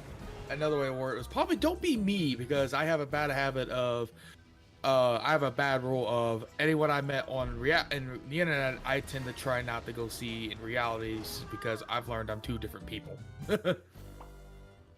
That's a rule I've been trying to break, but every time I've tried to do it, something comes up for work, like scenes, or something else happens. This is what I really like conventions for, because you can go and like be in person, but there's some other activity happening. So even if you don't gel, you're gonna be okay to go do something else. It's a great way to not have it be high pressure. Yeah, I was trying to go to the convention over at Chicago in December, and it's like work went nope. Honestly, Damn it! I was hoping to peer pressure you into doing so. yeah, it's all right. No, I actually it'll be more in the future. I was looking. I was really debating. It would cost me about $2,000, but it was like, well, I get paid for the vacation, so fuck it. I went and applied it for my vacation. And it went just straight up said no. Anyways, on the topic of that, Argent, you've met me more recently in person, and you've seen me on stream. Am I two different people from online to in person? Well, I mean, I'd say you're far more gregarious here because you have to be, just based upon the parasocial nature of streaming. But I'd say you, like, in general, are pretty much the same in person, just showing off different sides of it. Yeah. You know, transportation is the biggest issue I've had with things. Like, when I first started going to furry events, I was in a much smaller town, and the bigger city was nearby, and that's where everything was happening. So, like, I just started carpooling with friends down there anyway, which honestly worked out really well for a lot of reasons, because that way if anybody was creepy, I had backup.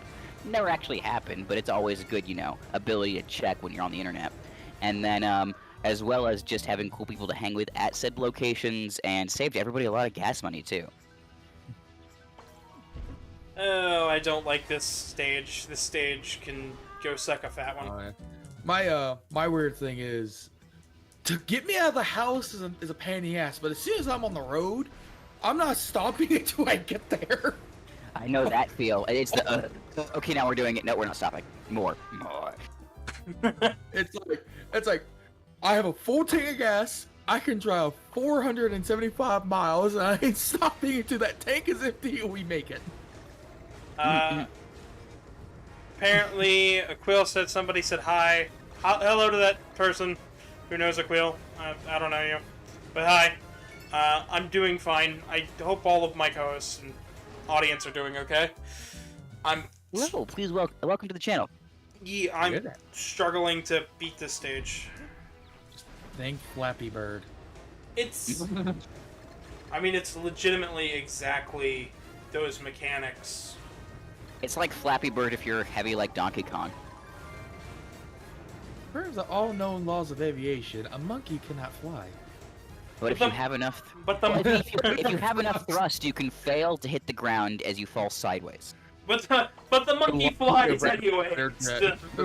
Well, I think of every jet propulsion fighter jet known man. Fucking, according to all known laws of aviation, just replace the B with monkey every single time.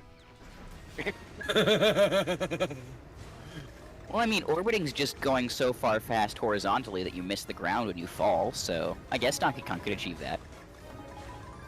Honestly, knowing what Donkey Kong has done to other monkeys, like make them literally go so fast and so far they hit the moon? Yeah. Monkey space program. Yeah, no, I'm thinking a Donkey Kong-based space program would be really efficient. Like, he just punches them into the atmosphere. You don't have to spend all that money on rocket fuel. You got a broken jaw now, but I mean, like, you made it to the moon. That's pretty... I mean, like, fixing a broken jaw, we've done that pretty well. Getting to the moon, that's hard. We just gotta set up medical facilities up there, and you just fix the jaw when you get there. Everybody on the moon has a broken jaw. Everybody talks like Rocky. You young baby. Sorry, that was offensive. My apologies to everybody. But yeah, now. When I broke my jaw, I was like that for freaking like 3 weeks. I'm trying to eat ice cream. It doesn't. Pro tip: never break your jaw. I fell down the stairs. It sucked. Did you break your jaw? Did you break your jaw while wearing the fedora? No, actually, it was slightly beyond my fedora phase, but it would have been. I'm pretty sure it was divine intervention for having worn that at any point in time. Just falling down the stairs, the universe needed to punch me in the face for that particular transgression. You know, my favorite punching in the face scene is still it's less of a punch and more of a slap. I love the Daffy Duck slapping somebody and then just yes, going, "You have a very slappable face." It's a great quote. I'm gonna steal that. That's good. Using it. Yeah, me and my little brother watched a hell of a lot of Looney Tunes growing up, and that was one of the big jokes. He liked to hit people, including me. In fact, he liked to hit me quite a lot. And eventually he just said, "My hand's got a mind of its own." And I'm like, "Then control it." Grab it. Just put it down. But the minute he heard that quote, he just said, "You've got a very slappable face." And at that, at that point, I just kind of shrugged and said, "Okay." I don't know. Like, I'm the kind of person who's like, hey, I won't hit you unless I really, really hate you, even if you're asking me for it. It's like, I can't, dude. I can't. You're too nice. But Arjun, won't you please just smack me right upside the face, just right here, bottom jaw? Being maybe. Just be real. I'll be real polite about it and shit. Very, very slow, not even doing any pain, just like poke you basically. My only response is quit trying to hit me and hit me. Fine. Dinosaur jump tackles you out of nowhere. I'm okay with that. That is not an open invitation for any of my audience members to hit me, by the way. Do not hit me in person. You know, do not hit anybody in person unless you have all of the safety features set up, because there are safe ways to hit people and not safe ways to hit people, and you should always respect the person. I mean, And consent. Woo! We did stupid shit in high school where we were hitting people with pillows. Mhm. My friend hit me so hard, my head whiplashed backwards from the pillow, hit the wall, and then slammed face first into the pillow again. But by that point, he had already grabbed the pillow, so it just felt like he had smacked me about 4 times across the face. And this guy played football too, so like it was one hard swing. We got it on footage too. I don't know if he still has the footage for it, but I mean, I'm curious now. Damn, that's like bam, bam, bam, kind of ping-ponging for a minute. oh yeah, it was like one of those. Oh, I'm shocked you don't have a concussion. Oh, this was stupid. It's me. I had one kid in my class say, "I bet you I can move you." I'm like, what do you mean? He's like, "I bet you I can get you to actually lose your stance." Like, dude, you're not. Well, yeah, I am. At the time, I was a D lineman for football, for varsity football at the time. So I'm like, just stop. And he done it. He done it one time, nothing. Walked a little farther back, nothing again. Third time, and I told him stop every single time. Third one, he comes in, tries again, tries maybe it doesn't terribly, and I said, "Dude, really stop." He walks away to come back and charge me, and then I proceed to just body slam him. Dude. Yeah, you said stop like 3 times. Yeah. Oh, the teacher saw the whole fucking thing too. She was hiding underneath her desk, laughing her ass off. Great. Now, of course, I got sent to the principal office. Asked what happened. I said stop multiple times. He said you're dismissed. And thanks to that, this was the last class of the day, and I really wanted to go the fuck home, but try to beat the buses. Yeah, no, that didn't happen. Before I even try to get home, I already get a phone call from my mother saying, "Did you start a fight today?" No. I was just How about standing no? there. No, what are you talking about? Like, I got a phone call saying that you started a fight. Like, no, a kid constantly tried to push me, and I was like, no, I just body slammed him. And it was like, they told me you started a fight, and they couldn't stop laughing. Why would you start a fight? Yeah, even though, no, I got no trouble for it. But that's how they worded it, saying that I started the fight, and they were too busy, laughing to try to explain what exactly happened. I don't know, you didn't start the fight, you were just chilling. Yeah. Oh no, well, thank God, I didn't get in trouble at all, but he got 3 days suspended for it. You didn't start a fight. It's always burning since the dude was tackling. You didn't start the fight. Oh god, but yeah, I got out. And then when we're gone, and they're gonna call my mom. Sorry. Because she called me. Hello, Casey. How you know? Welcome to the channel today. Oh Hello, boy. hello. Arjun, Arjun, are you still you good with moving D&D over to 2 weeks from now? 2 weeks? You know, this week is my own D&D session, but like the 16th, 17th should work pretty well for me. Sorry I had to delay on that one, just it was a big day. You're okay. It's all good. If for those who didn't know, we planned for D&D yesterday. I got all set up with some nice setup. Did a bunch of really cool like green screen effects. We couldn't do any of it, so. Now I had a family emergency. Sorry for everybody on stream about that, but I just couldn't. But we're definitely going to continue to do it because I'm excited to play some D&D. Yeah, and hopefully I'll have even more set up by then. But essentially, I've been messing around with green screens a lot lately. And foam, green foam. Yeah, which works better than the green screen that was that we bought, and which still isn't good. I have to reshoot. I had to actually go out and buy a new green screen with proper lighting and shit because, yeah, no. The green screen we bought decided, yeah, let's be shiny at every angle, so it's gonna change shade no matter what lighting you're under. It's like the exact opposite of what you need. Yeah, so because for some reason they went and said, yeah, nylon should work fine for a green screen, right? I mean, you can dampen that, but what? Trust me, when I put it through the color editor and stuff, it was thinking that the green was blue and red. Like that's how shiny and shimmery it is.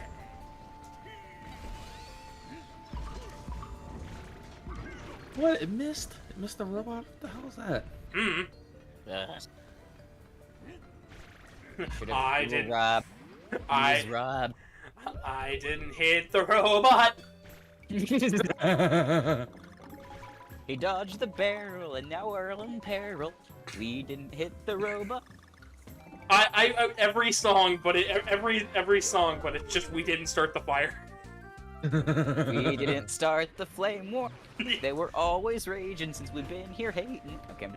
Wait, I was waiting for you to do a parody to the Fire Nation on that one. From the Fire Nation. What? It was all. When the Billy Joel Nation attacked? That was just a joke. I don't know. Long ago. Or was it? There. Country, rock, western, and alternative. Long ago, the four nation lived in harmony, and then everything changed when the Joel Nation attacked. Everything changed when. Wait, I was gonna joke. We didn't start the fire, but it all changed. But it all changed when The Billy Joel Nation attacked. But everything changed when the Joel Nation attacked. I'm just imagining like a group of Fire Nation people with bright red eyes having Billy Joel's face photographed on top of them, and instead of bending fire, they just have guitars that shoot flame. The Donkey Kong playthrough was going great until Billy Joel attacked. Now that's an art commission idea. Oh no! Donkey Kong. I think I should just get like a list of random quotes from this chat and then just yeet them at artist requests and see what happens. Please do. And then if anything ever, I don't know if anything will ever come of them, but if they do, I'll put it back. Just post it online and be like, here's where the quote's from. I'm taking requests and everybody's sending their persona, and I just send something like, Billy Joel attacks the Donkey Kong Country stream. What? Billy Joel attacks the White Cats Donkey Kong Country stream. Yes. Just get somewhat specific, but don't ever give them any persona. You know, make it specific enough that they know it had to have happened and I didn't make it up, but have absolutely no context otherwise. Yeah, yeah. These are things that I probably won't draw, But if somebody else draws it, I will be hysterically laughing. This is the kind of thing that I wish I could draw for. I might have to just freaking figure that out one day for no other reason than all of these meme-worthy ideas. Honestly, it feels like sometimes that's all my streams are a bunch of meme-worthy ideas that we bundled together. Perfect. I mean, that's what it should be. You almost recovered that by landing into the bottom barrel. Almost. I was hoping. I held right and everything. A really dumb one I had someone wanted me to try to do when I was actually working in Blender and Unity a lot more than I do now. They wanted me to try to make a really dumb 3D comic of our dumb conversations in the pug. Yes. And one of the dumb ideas he wanted me to do was he gave me his model and stuff. It was just gonna be me and him sitting in the booth and say, "What do you mean? What if this is not a reality? Not our reality?" It was basically the reverse VR chat idea. I don't know why. Wait a minute, you're telling me that there's a meat space separate from this cyberspace? Yeah, everybody's sausage With links. tactile feedback? Holy crap. Where do they get the peripheral for something that advanced? That's bullshit. You're lying to me. You telling me it has no render distance and infinitely free load? What? No, that can't happen. I want to know the specs. I really want to know the specs. This seems like a lie. No. Don't. We do have render distance though. Fog exists. And not up by me. Yeah, exactly. Oh, I know, I figured it out. We got a 60-mile render difference, but the thing's loaded with microtransactions. Yeah. God. So no. just Very pay to win. Fuck. every place that has ever had fog ever is just we didn't pay for it. No. The places that have fog are much more densely populated, so you have to lower the view distance. It makes sense out here because I have just plains for 60 miles. That's flat and easy to render. Oh, God. But you got like trees and cities and people. We're calling it Earth 64. Oh, 64. Like I'd do like double that at least. 128. But then what's the joke? Oh, now I was gonna add another joke. Once in a while, you'll find some players complaining about low view quality. They have to have this special kind of hardware that they charge a lot for. Oh, it's not the Oculus, but the ocular glasses. Yeah, I know that one. I'm kind of iffy about it because like it's random whether or not you get the good I know one or it's a not. joke on like they're still in that reality. It's like, what do you mean? It's like, yeah, some people have to wear something called glasses or something because they can't get up to 1080p. Our internet is shit, so I have to wear glasses because the fucking video quality just keeps fucking dropping. It's actually a thing. OMG. That was the joke I was going Great. with. Okay, that's great. So like again, that's what I'm thinking. Those we call, instead of it's an Oculus, the glasses we'll just call an ocular. It's your ocular correction. You can have it. Damn it. Go full Greek with this. No one has to know. I know the other joke was terrible. It's like, wait, when you're in there, you don't wear fur. Like, how the fuck do you stay cold? It's called a hoodie. They call something called a hoodie. How the hell do you stay cold? Yes. That is how you English. I know, rip English. Yeah, English, my bigger question is do you like, speak it? No. so they have this tactile feedback, but you have to spend DLC on the hoodie to avoid being cold if you don't wanna. That seems crappy. Listen, shit breaks all the time. I don't get this shit. They program this game like crap. I mean, no, like this physics engine seems really solid, but they just called it physics, which seems a little bit uncreative to me. It's really confusing and no one understands it. Yeah, like honestly, they finally figured one out that you can't just like figure out the game and then have a min-max system because it's just too dense. That's one thing I will give them. Alright, enough of trying to be meta on bullshit for a little while, please. Totally fair, because Yeah, I will absolutely go down this rabbit hole for freaking ever. I could for a while. I know both of you could. I think. Like, me and Mountain Man should just have a deep meta stream where we talk about anything and be completely off topic for like 6 hours. It'll be great. If you guys can find me a video game that I can play in the background that will let you guys be absolutely meta and ridiculous, then sure. Okay, so not a platformer. Got it. Something with less concentration. Something with less concentration, something that's like so disinteresting that we could just talk about whatever and it wouldn't matter. Candy We Crush. should do a Mario Party night. Oh yeah, Mario Party night. That would work. Well, how many of you guys have Switches? Because I've got Mario Party. I've got Superstars, and I've been trying to do a Mario Party stream for fucking months.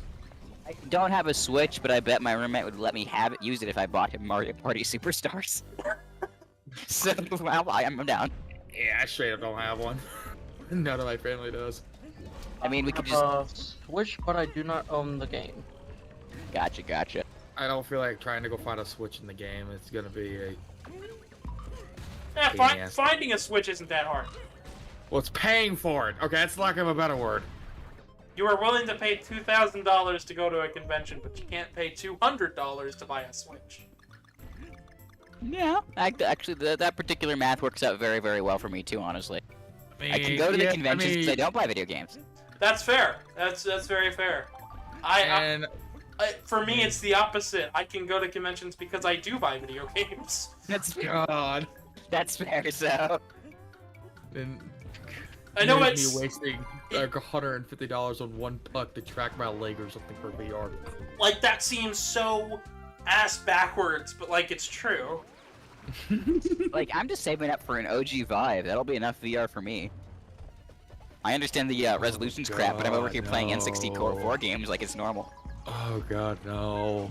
No, don't. Everybody says that, but that's the VR headset I've used. I was pretty comfortable with it.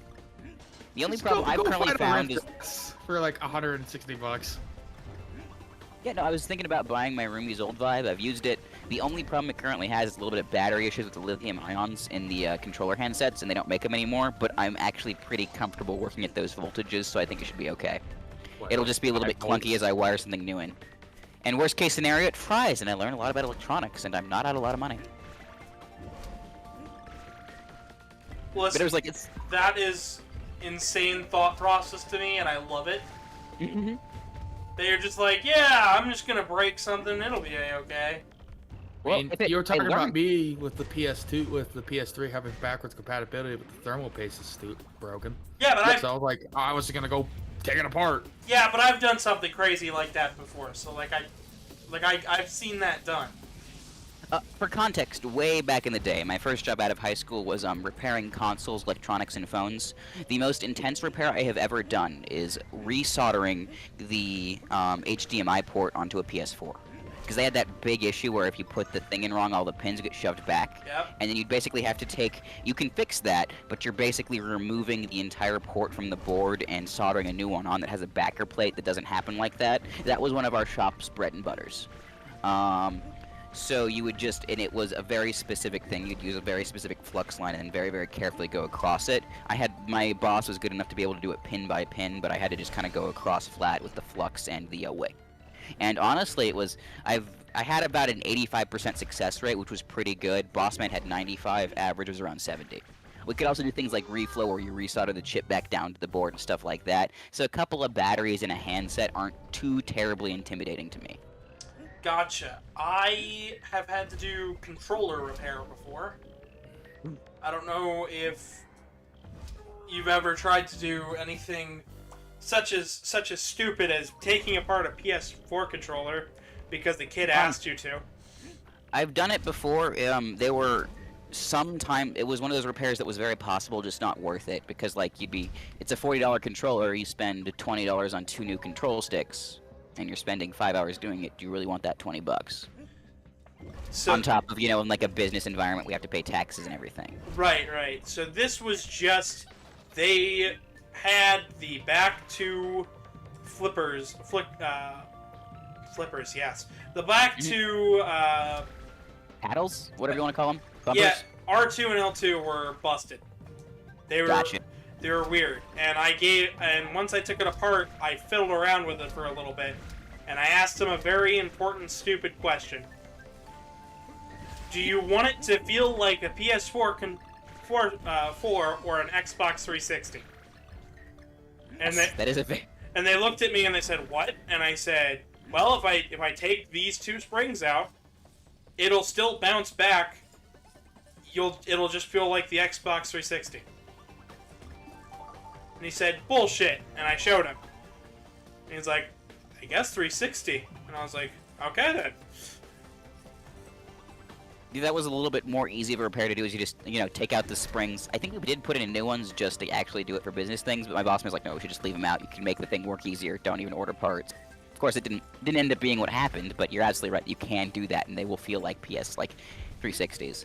I was honestly considering doing that if I was gonna get a controller for my PC, but I don't have a game that justifies that right now. So. Yeah, they were just playing.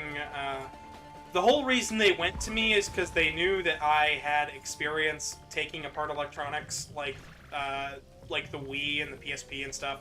So they knew that I could theoretically put it back together and it'd work like new. Because essentially they broke the controller while their dad was gone. And they said, Dad's gonna kill me if I don't fix this. And I said, okay, well let me take a look at it. I took a look at it, and I gave them, like, a couple of different ultimatums.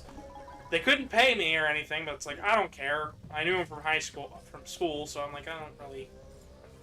It's not like I'm gonna be out anything. They're one of my little brother's friends, so...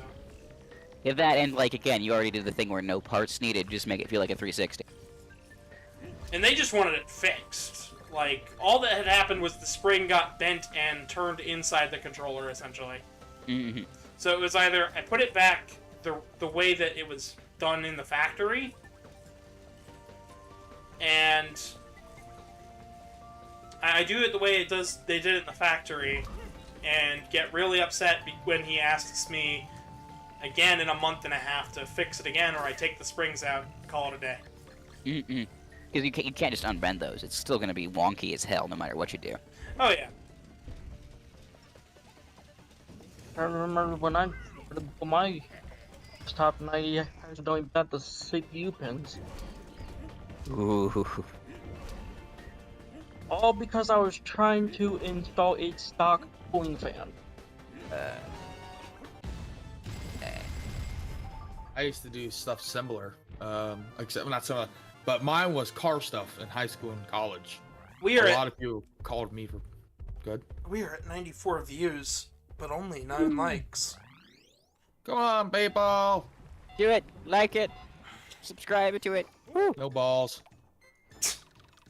So I didn't hit the button in one of those stages. So I think we're gonna have to go back to 7-5 or 6 and redo to find the button. Oof. F. Hopefully not Flappy Bird. I believe that was the Flappy Bird level. F in the chat for Gavin.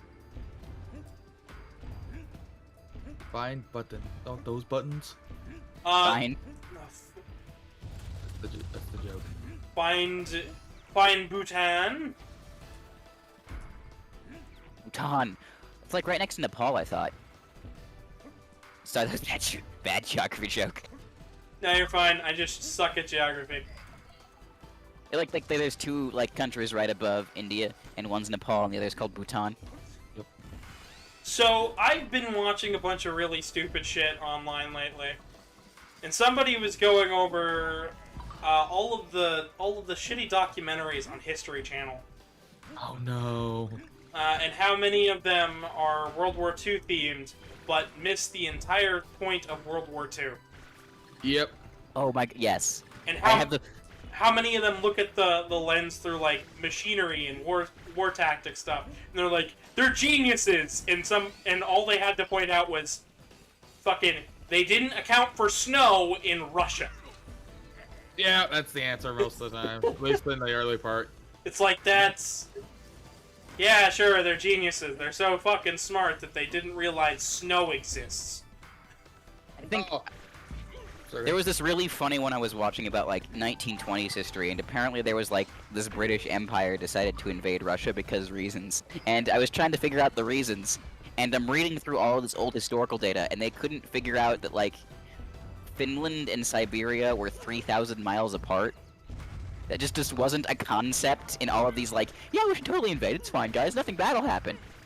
Guys, it's 2,000 miles. You're walking from Chicago to Vegas. What are you doing? No. Oh, And of course, on top of the whole, like, just don't invade in winter thing, well, I mean, you can't just walk 2,000 miles over one summer, guys. What's happened? No? exactly. They're invading, but then they're just like, yeah, we have found our winter home here in this quaint little village. I think the best way I heard it put, like, 20 years later is the guy basically just straight up admitted that, no, we had no facts.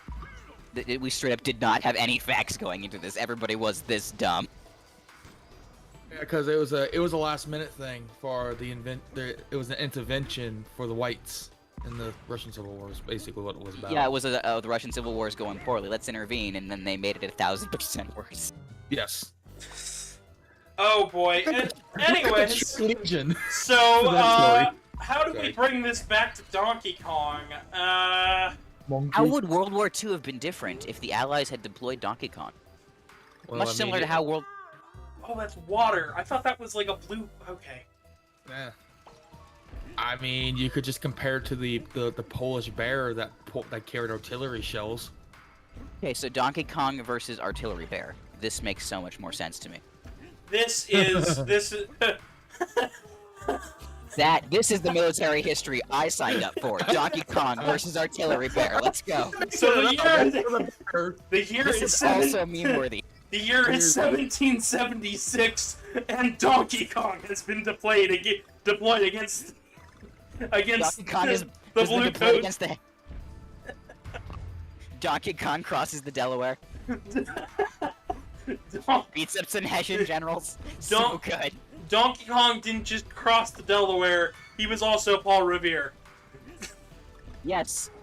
Oh my god, make him the Headless Horseman too. Just throws pumpkins and or, bananas at people. Donkey But he Kong. still has his head. Donkey Kong, the inventor of the printing press. Gutenberg Kong.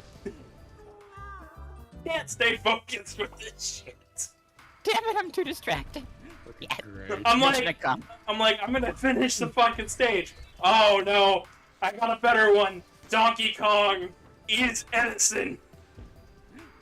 No, I gotta say Donkey Kong put the what was it, the 14, what the hell was the points? I forget the points for the Protestant Revolution.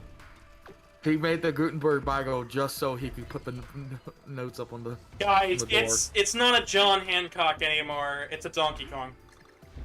Donkey Kong. You can't even Sign read. your signature like Kong. He didn't even just sign his signature like Kong. He filled the whole damn paper. We Yep. can't read it anymore. Your Donkey Kong is just basically an ink-filled handprint on the middle of the Declaration of Independence. Nobody knows what the heck's going on. They also put a tie down on the page. And for some reason, whenever you look at it, the Donkey Kong music from Super Smash Bros. Melee plays in your head. It's DK. Donkey Kong. That's from Donkey Kong 64, actually. Yes. And look, I found the button. Woo! We made it. We can plug in a giant. Actually, what? Why is this here? It's easy. It's a gigantic breaker of the power of the substation.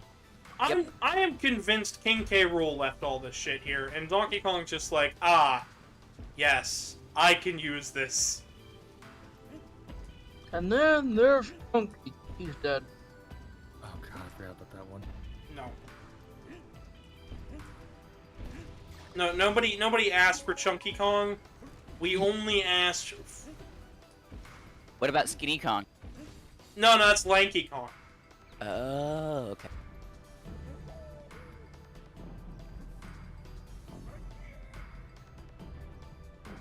What other Kongs are there? There's Candy Kong, Kitty Kong, Dixie Kong, Lanky, Funky, Cranky, Donkey Kong Jr., Diddy Kong. A Revolt asks about Dumpy Kong. I thought that was just. Oh, fuck. you're Well, I right, mean, I that think is that might just be my rap name. I don't know what that is. Where's Police Kong is? What? Police Kong? The what? A Kong that is tired. Sleepy Kong. Okay. If you guys thought I was making all of those up, I was not. Those are actual Donkey Kong characters. Oh. Oh, no, no, no. Actually, yes, but now we have to ask our question. Ooh, let's make a game where you make fake Donkey Kong characters and see how long it takes for people to realize they're not fake. Or they are fake. It's just fibbage. No. That game's called Donkey Kong. You see, Mountain Man, everything is Donkey Kong if you think hard enough about it. A character that rolls into a ball? Nah, not Sonic. That is Donkey Kong. A character that eats food? Yeah, that ain't Pac-Man. That's Donkey Kong. A character that swings a hammer really hard? Yeah, that's not Mario. That is Donkey Kong. Musically inclined character, not Parappa the Rappa, Donkey Kong. I got one that was not Donkey Kong, Harambe. No, that's not just fake. No, that's still Donkey Kong. Harambe was Donkey Kong, that is the conspiracy. Yes. Oh, Wait, no, Harambe is IRL Donkey Kong. Oh gosh. Rip. Makes it worse that I'm actually I can't wait. that I'm streaming this from Ohio. Oh, look at this! Woo! yeah, because Harambe was originally in Ohio. Yeah. I can't wait for 300 years from now, when there's a whole bunch of historians desperately looking into the time of this history, trying to figure out what the significance of Harambe is. I am so excited for the completely wrong PhD thesis that are like hundreds upon hundreds of pages long about the cultural implications of our god Harambe. I want them to recognize that they believed Harambe was a manifestation of something called a Donkey Kong. Apparently it was related to something called a King Kong. We still don't know quite what the significance was, but it Monkey-based, title of the paper, monkey-based religious practices in the Middle Americas in the mid-2010s. Be super scholarly about it with like an abstract and everything. They always seem to say everything went wrong when the monkey died. we don't quite know what any of the significance of this was, but we do know that the monkeys believed that other monkeys were not monkeys. I don't get it. When the god that everybody lined up for hours to see had to be vanquished, there was an intense outpouring of grief, and then no one had any direction. It was all And okay. they have it like full blown, like all of the like analysis they have about ancient Sumeria. They're obviously not at all what was going on. Oh god, yeah. Everything was fine until that one kid streamed Donkey Kong for an afternoon. And then that was the beginning of the... That was the beginning of Billy Joel attacking. And the Fire Nation attacking. And the Fire Nation. Donkey Kong is everything. And people still don't remember Snow White and the Seven Dwarfs the same ever again. Alright, I actually have to split. I gotta go help family members. Totally Alrighty. fair. Thanks for hanging out. Alright. Good to hear from you. Well, you guys have a good evening and see you stream. I'll be back probably tomorrow or whenever when Gavin hosts again. Hell yeah. See you soon. Alright. See ya. Oh boy. So back to our Lord and Savior, Monkey Man. Monkey Miss Prime. Monkey. The nameless monkey god worshipped in the Mid-Americas in the 2010s. Monkeytron. Monkeytron. We couldn't figure out the language, so we assume this is monkey. It has to be, because it's related to that monkey thing, right?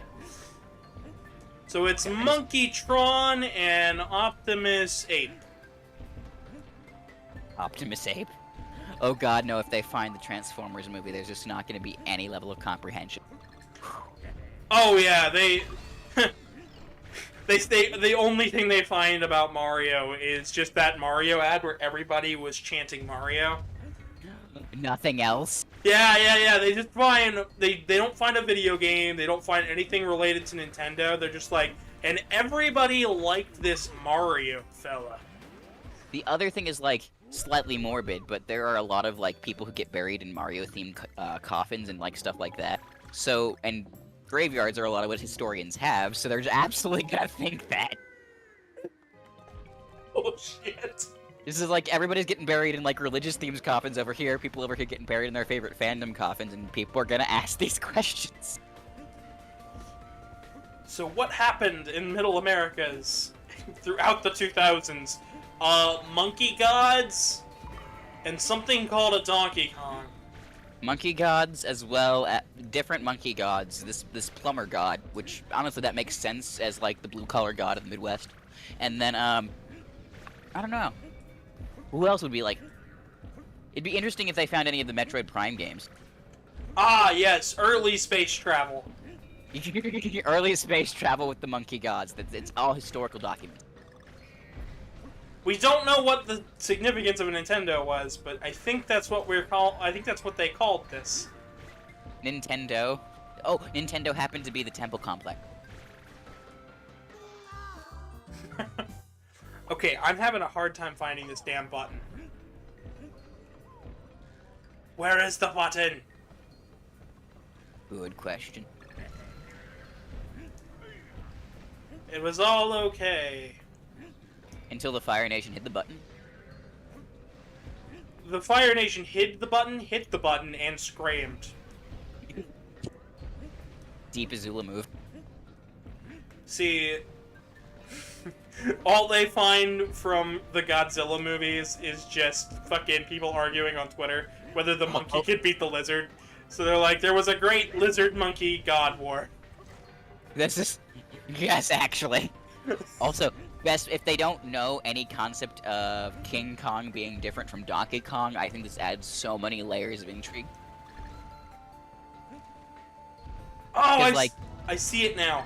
I see where the button is. Oh. Oh. Oh. Oh no. Oh no no no no no no. I believe you can get to it though. Boom. Yes. Yes. I just had to wait. But since I didn't see anything coming, I just assumed that it was... Oh, it's supposed to be a conveyor belt that's pushing you off. Of course you go by it quickly. Yeah. It's just some solid game design in terms of if you were trying to encourage going back. Oh yeah. Which again, solid little platform for it. I'm also really enthused by, call me weird, but I enjoy the slowness of this. Because the big thing that I run into with a lot of platformers is that I'm not going at 18 quadrillion miles an hour, so I don't live. Shout out you, Celeste. Great game, but holy fuck, there's no way I'm ever beating that. Versus something like this where I can wait a little bit and get my bearings might be a much better reapproach to the genre. Honestly, so believe it or not, Rare took a lot of the same design principles you see in like this game when they did the first 3 Donkey Kong Country games. Miyamoto's thought on Donkey Kong Country's game design was that there was nothing of substance here. It was all visuals. Weird. Yeah, so that's why he made Yoshi's Island, was to be like, well, anybody will play anything as long as it looks good. Meh. I mean, that's kind of the exact opposite of everything I go to Nintendo for, though. I know, right? And Yoshi's Island is like one of the greatest platformers ever made, too, so like... Well, it also might just be Miyamoto being crazy and thinking generic platformer isn't above and beyond, based on the kind of crap that I have to play over here. Yeah, granted it's pop polish, you know? Granted, he also went all the way out to the Rare offices the minute he heard they had the Donkey Kong license. Just to tell them, don't touch Donkey Kong. Only for them to make one of the best Donkey Kong series ever. If they had the license, why is he out here? Because Donkey Kong was his baby. Okay, that's fair, that's fair. You gotta remember, he made Donkey Kong the arcade game, and the character. Like, yeah, Mario's the one that got popular, but Donkey Kong's the one that made Miyamoto kind of a household name in terms of the gaming industry.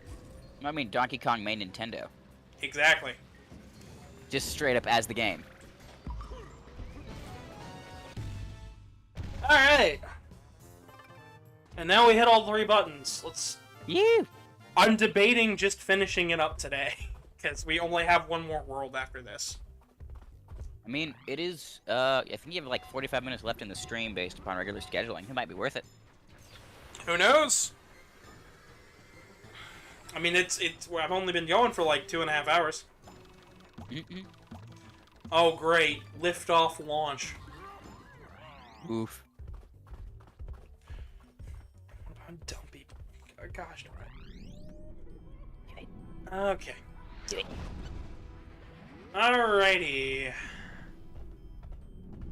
So, monkey.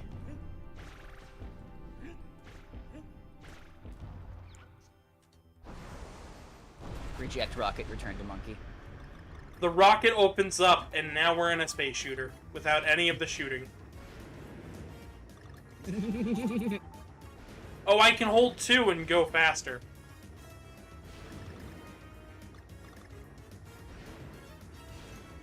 Neat.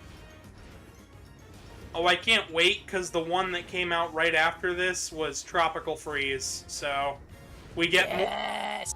we get more of this. I debated asking Truman to join me today to play 2-player. The only reason I decided against it is because I know he doesn't like the monkey. I think the main reason behind that is because every time I've started one of these streams, he's still at the house as I'm setting up, and I just go, monkey meme, go, and he's just like, I don't have a monkey meme, and I'm like, monkey meme, and he's like, I don't have any. Shit. Ah! Okay. Okay. I just have to make wailing noises as you don't crash it. Oh, fuck. Also, I'm slightly behind in terms of lag, so I apologize for a little bit behind thing. Oh, you're fine. If I could, I would stream it directly to Discord as well, so that way then you wouldn't be behind. The problem is my capture card is so lightweight that I can't do that. Oh, also, like, we are still going to be dealing with the Colorado data center problem regardless. Oh, I yeah. love this place, but it's like we built all of the infrastructure after everybody moved into the city. Please help. Because we're kind of middle of nowhere for a while. It was great. We're just chilling out in the middle of the country, and then everybody showed up. And then Billy Joel attacked. And then God damn it. Everything changed when the Stoner Nation of Billy Joel attacked. They were caught stealing bananas on his island. No. Oh, okay. Made it. What? You're in the Sky Factory now. That was a short stage. Feather Friend. Hello, Andre the Kangaroo. Hello, welcome. Welcome, welcome. We are just playing. Welcome back. We're playing some Donkey Kongs. Again, there aren't 3 roos today, but it's good to have somebody in here ruin up the place. I'm sure we'll have plenty more ruse where Andre's from. Yeah.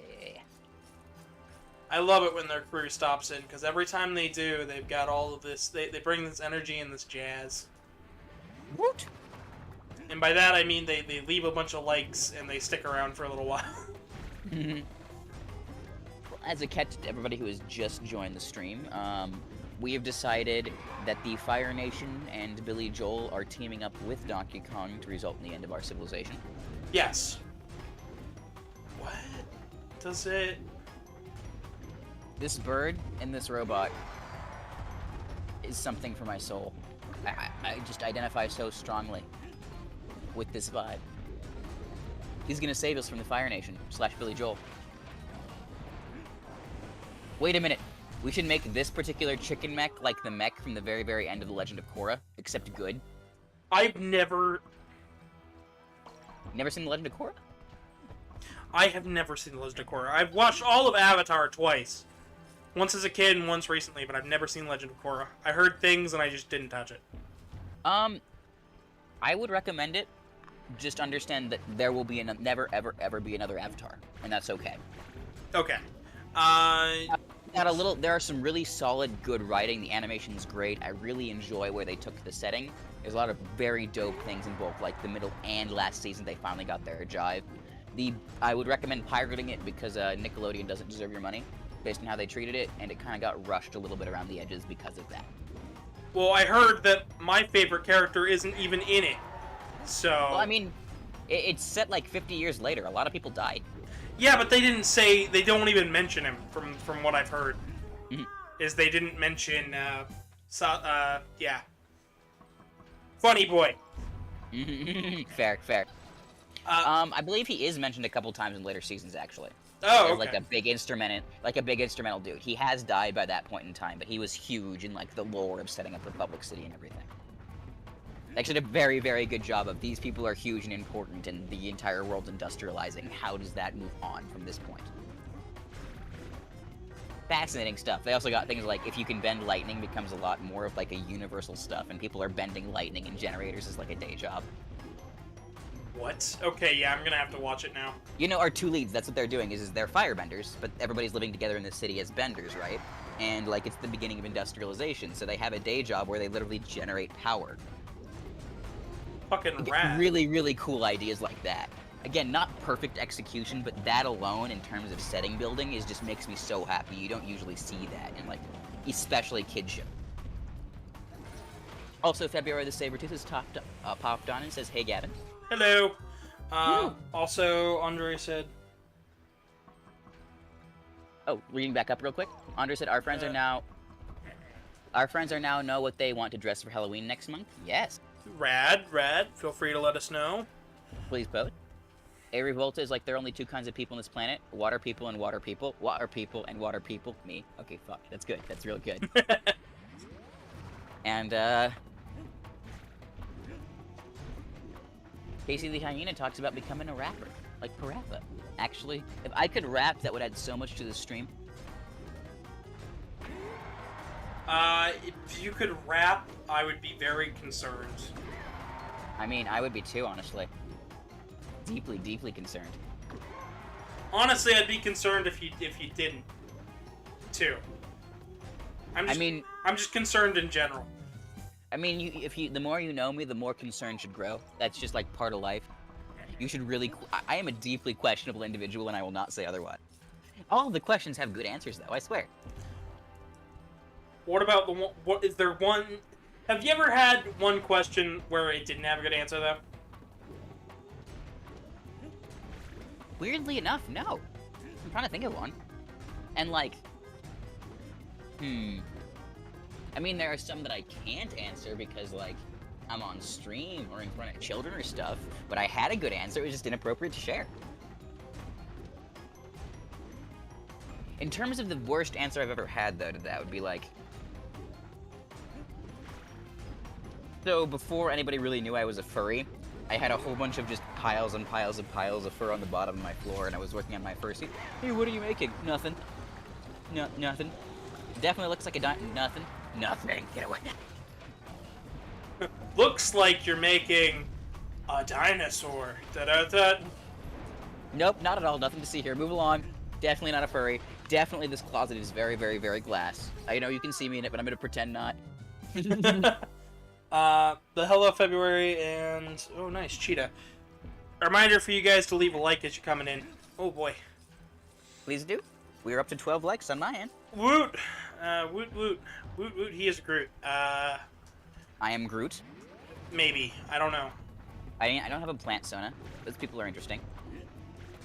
I saw Corn Man. What? His Sona, he was an ear of corn. Okay then. Also met an iPod.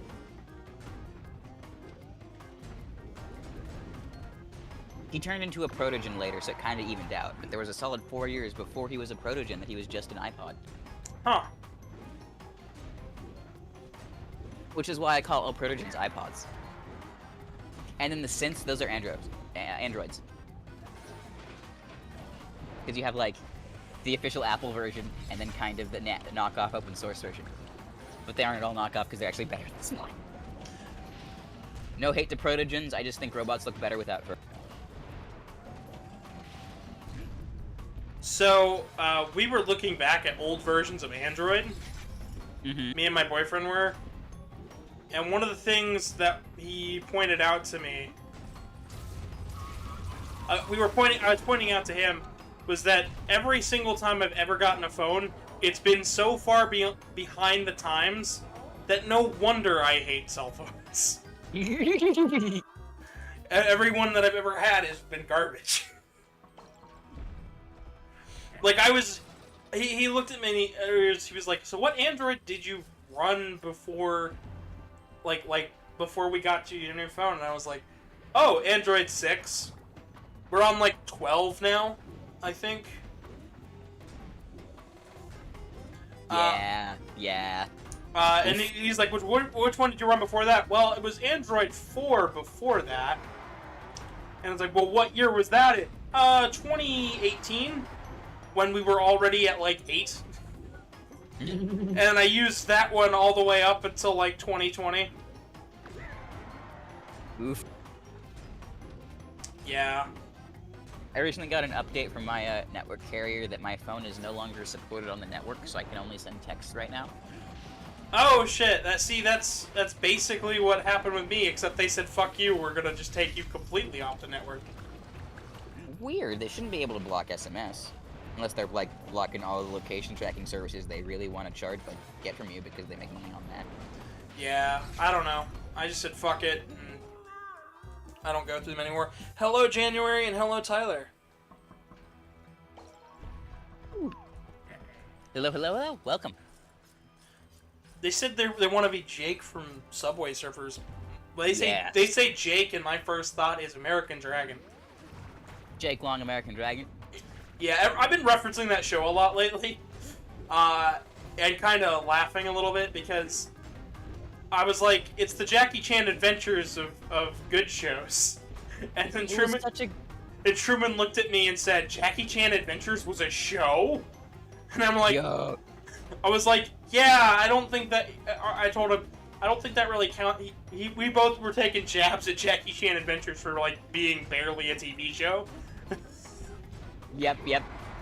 I mean, like, but then Jake Long was actually pretty dang good, though, just as a show. I don't think it'll ever come out of the Disney Vault, unfortunately, but piracy is my jam.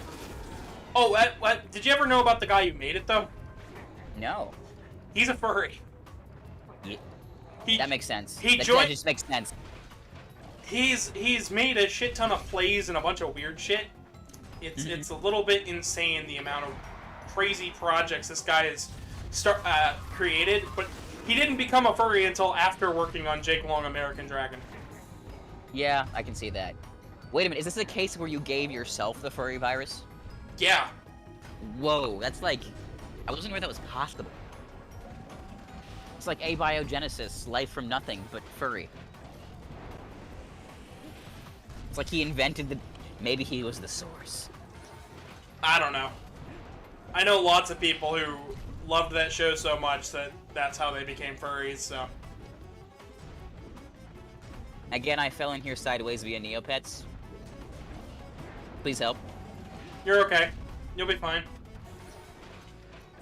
I got over my panic like 6 years ago. It's been a good time. Only 6. A lot of my other pet site people are just like, what's happening? I'm scared. It's okay. Just go with it.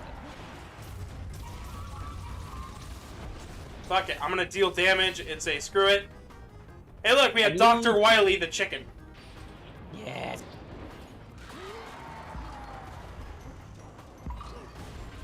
This has got Eggman vibes. Yeah, it does have a little bit of... Oh my god, is that the joke? I believe it is. I believe that is 100% what they're referencing here. Alright, I just need... Ah, shit. I just needed a heart. If... Hello, Tyler the kangaroo. Hello, dressed up as a boxer. And hello, Caden. Oh, boy.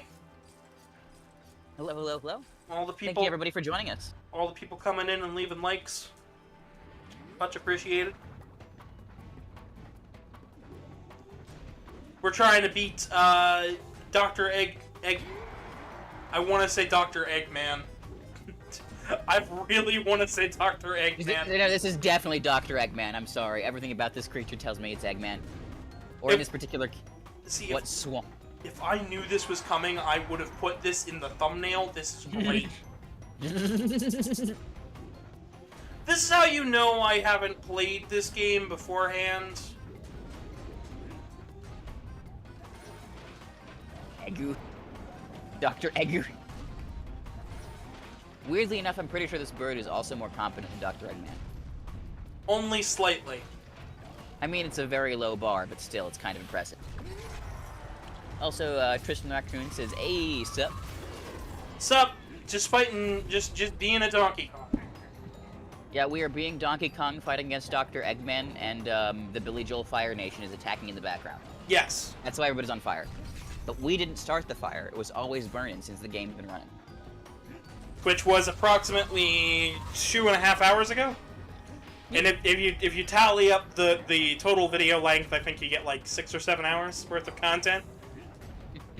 And I mean, it will still burn on even when we're gone. And gone, and gone. This is the high quality content you guys have subscribed for.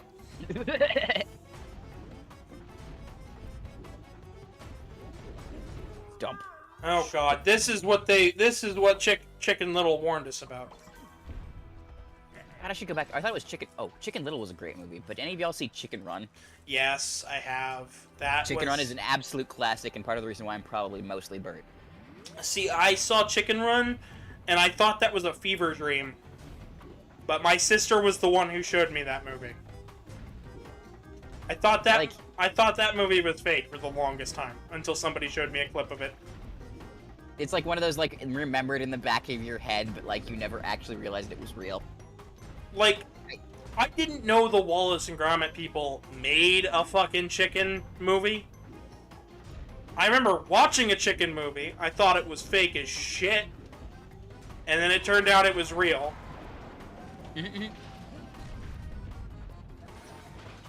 Dude, like, I really am a huge fan of Aardman animation stuffs in general, and had been for years before then, just because my mom kept showing me all the Wallace and Gromit stuff. And then there was this chicken-themed movie, and it was so good, and I wrote the VHS. She was not enthused.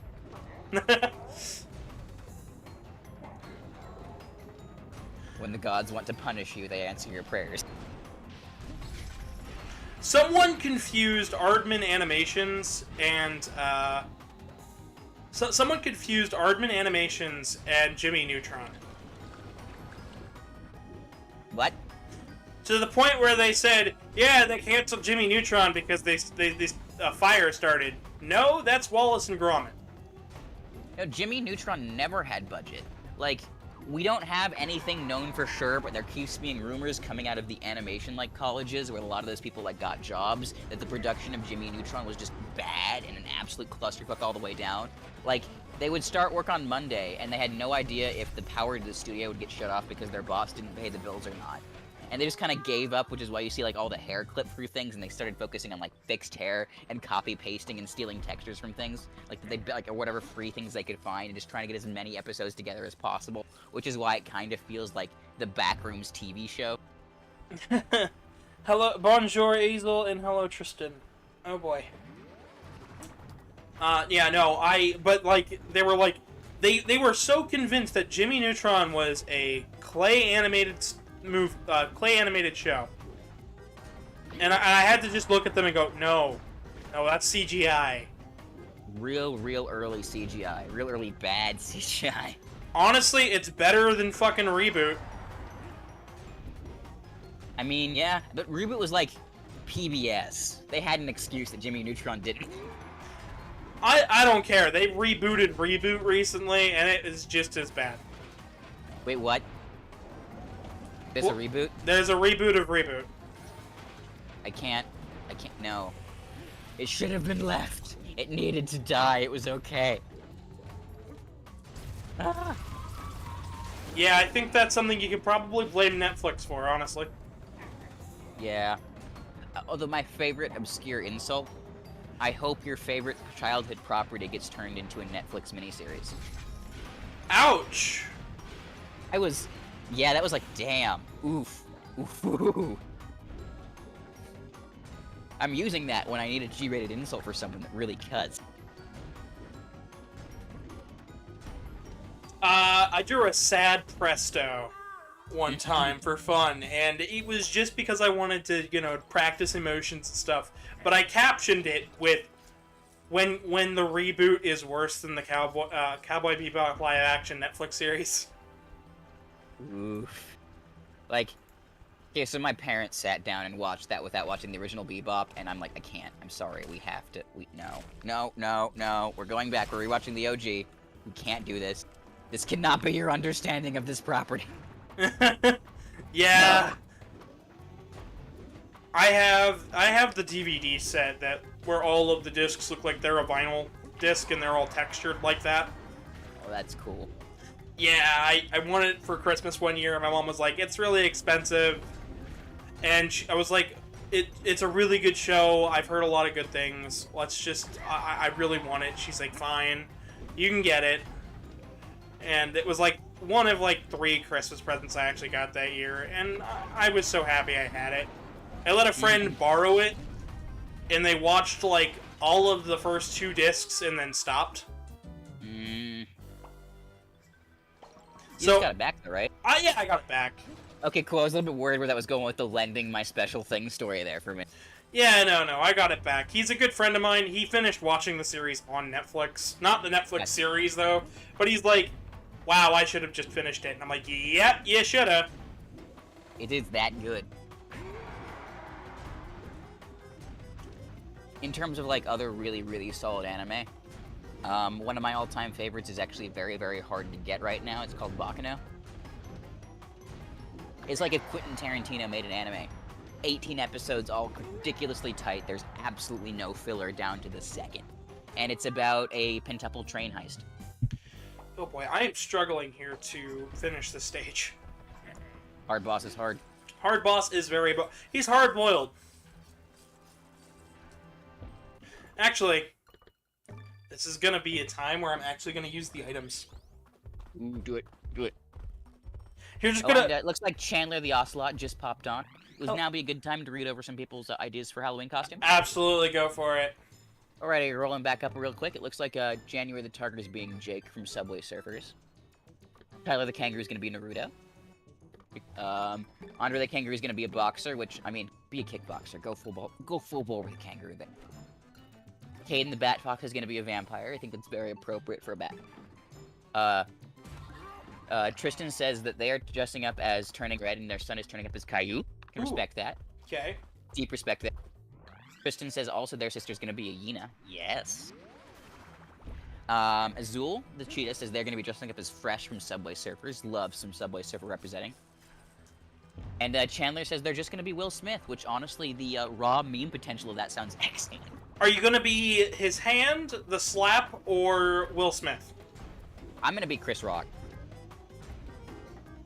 Are... So he can all be, if he's all of the 3, we can do everything together. Perfect. Who's gonna be G.I. Jane, though? You know what my favorite part about that clip is? Is that he is laughing hysterically, and then he just gets a look from his wife, and that's why he's... It's a classic case of displacement. Also, I have real questions about Will Smith in general, and I have for years. But that's an entirely separate context to this stream. Question mark? It's like... Again, way out of the context of this stream. We'll talk about it later. But, like, there's a... Just... I don't know. It's kind of made me uncomfortable for years, kind of how that's been going on. Part of the reason why I've, like... I don't know. I don't go to movies much anymore, because I just know too much about celebrities nowadays. You know the thing? I feel it. Granted, I'm also one of those dingbats who decides Jack Black's in a movie, I'm just gonna watch it. That actually makes sense, though. He's great. Like, there are some actors out there it makes sense to follow, like, I can't ever be upset at Tom Hanks. Tom Hanks has never done anything that I find upsetting. Everything he's done has just kind of made me feel good, so I will show up for a Tom Hanks movie. Same thing with The Rock. I understand that I'm not going to get much more than The Rock in a brown shirt whenever I show up for a Rock movie, but he's going to be really nice to everybody on set, and it's going to be a fun time. Yeah. I'm okay with The Rock. The Rock's pretty chill. Again, it's, like, as good humans go, he's up there with Keanu for me. I feel it. I know my mom, every time The Rock is on screen, it's great. Not to mention the Jumanji movie is just worth your time. Jumanji movie was so good. Jack Black playing a teenage girl was just brilliant. Absolutely brilliant. Role of a lifetime right there. Also, hello Vincent and hello Seskel. Hello, welcome. So there are a couple movies where I love watching it for no other reason than some of the people in it, and I feel like, oh shoot, what was it? I feel like the 2016 Ghostbusters. I know not a lot of people like that. I have way too much fun every time I've watched it. Respect. It's one of those ones that's much like just don't treat it like the original Ghostbusters because you can't make that kind of lightning strike twice. And if you do and go in with it, it's a lot of fun. I mean, Ghostbusters 1, 2, and Afterlife are great movies, but the girls kind of got screwed by the director there. Oh, it's also a great example of, if you want to see this crew, like, in their element with proper writing, highly recommend Bridesmaids, 10 out of 10 movie comedy right there. It was just like, this is a great example of sometimes you can have a whole bunch of great actors, and the writing's so bad they just got nothing really to play off of. But even so, they understood that as actors, you know what, we can still have fun with this, and we're gonna bring that energy, and I have a deep respect for that. I loved Holtzman throughout the whole movie, especially the fire scene, where she's just like, fire, she's just like, don't do that, and then it's on fire, it's like, oh, okay. Yep. What the best part about that, though, is the comic books. The comics were allowed to steal all of those characters and just put them in the element. And the first thing they fucking did with it was they were like, oh, we have to put Chris Hemsworthy in a ear of corn outfit. Yes. You know, he was worried that movie was gonna ruin his career. Like, no, you're Thor, you're gonna be okay. Yeah, and that whole movie is actually why they did the next Thor. They did it all jokey with a bunch of comedic scenes. Because if it weren't for that movie, it would have just been another Thor the Dark World moment. Which was honestly, like, Thor the Dark World is the low point of Marvel for me, personally. I know everybody else has other ones, it's just, like, not fun. It's not a bad movie, it's just not fun. It's a superhero movie, I'm not here for super serial, I'm here for, fun. Yeah. And then everybody was all kind of weird about, like, Love and Thunder. I'm like, I don't remember anything that happened in this movie, but it was the kind of fun I showed up for a blockbuster with. I still have to see Love and Thunder, and I am excited to go watch it whenever I get a chance. But I gotta have the money to go to the theater, because there's... The last Thor movie I watched in theaters, I watched with my mom, and... Oh, that was just such a lovely time that I have to see if I can get my boyfriend as interested in random Chris Hemsworthy movie.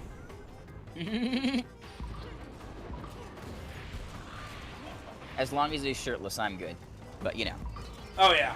I know it's not appropriate, and I should definitely respect his acting acumen as well. Let's be real, he's got a pretty nice bod. Let's be real here. And he's a decent human being, and he's good at his job. What else did you ask for? And he's funny. Like... Yeah!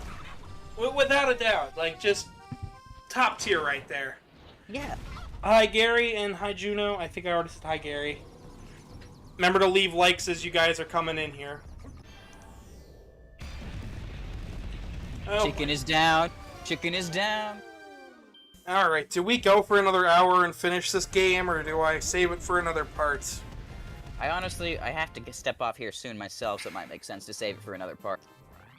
Alright, well, we'll have one more part of this series. So tune in next week on Monday for more Donkey Kong Country. But I've got tons of stuff lined up for this week, including Sonic 06 and a bunch of other random shenanigans, I'm sure. People will absolutely love it. So next time we will begin the volcano. Yes. Lava time. So, yeah. You're dressing up as Marge. Okay, that's something. Alrighty. Well, if you guys... thank you guys so much for watching. If you enjoyed the content, remember to subscribe, leave a like, and share it with some friends. I'd love if we can get some Donkey Kong memes sent my way. Follow me on Twitter at GavinDragonYT. We have a PayPal link down below, as well as on your screen, where you can donate to the channel. We're also going to have videos that'll pop up once this video gets done processing for a playlist and stuff. And also, if you haven't seen the new YouTube short, What If Mega and Base had an opening, go check that out. I worked really hard in the animation and the editing for that. So, yeah, go check that shit out. I've been your humble host, Gavin the Kitty. Good night, everybody. Good night, everybody.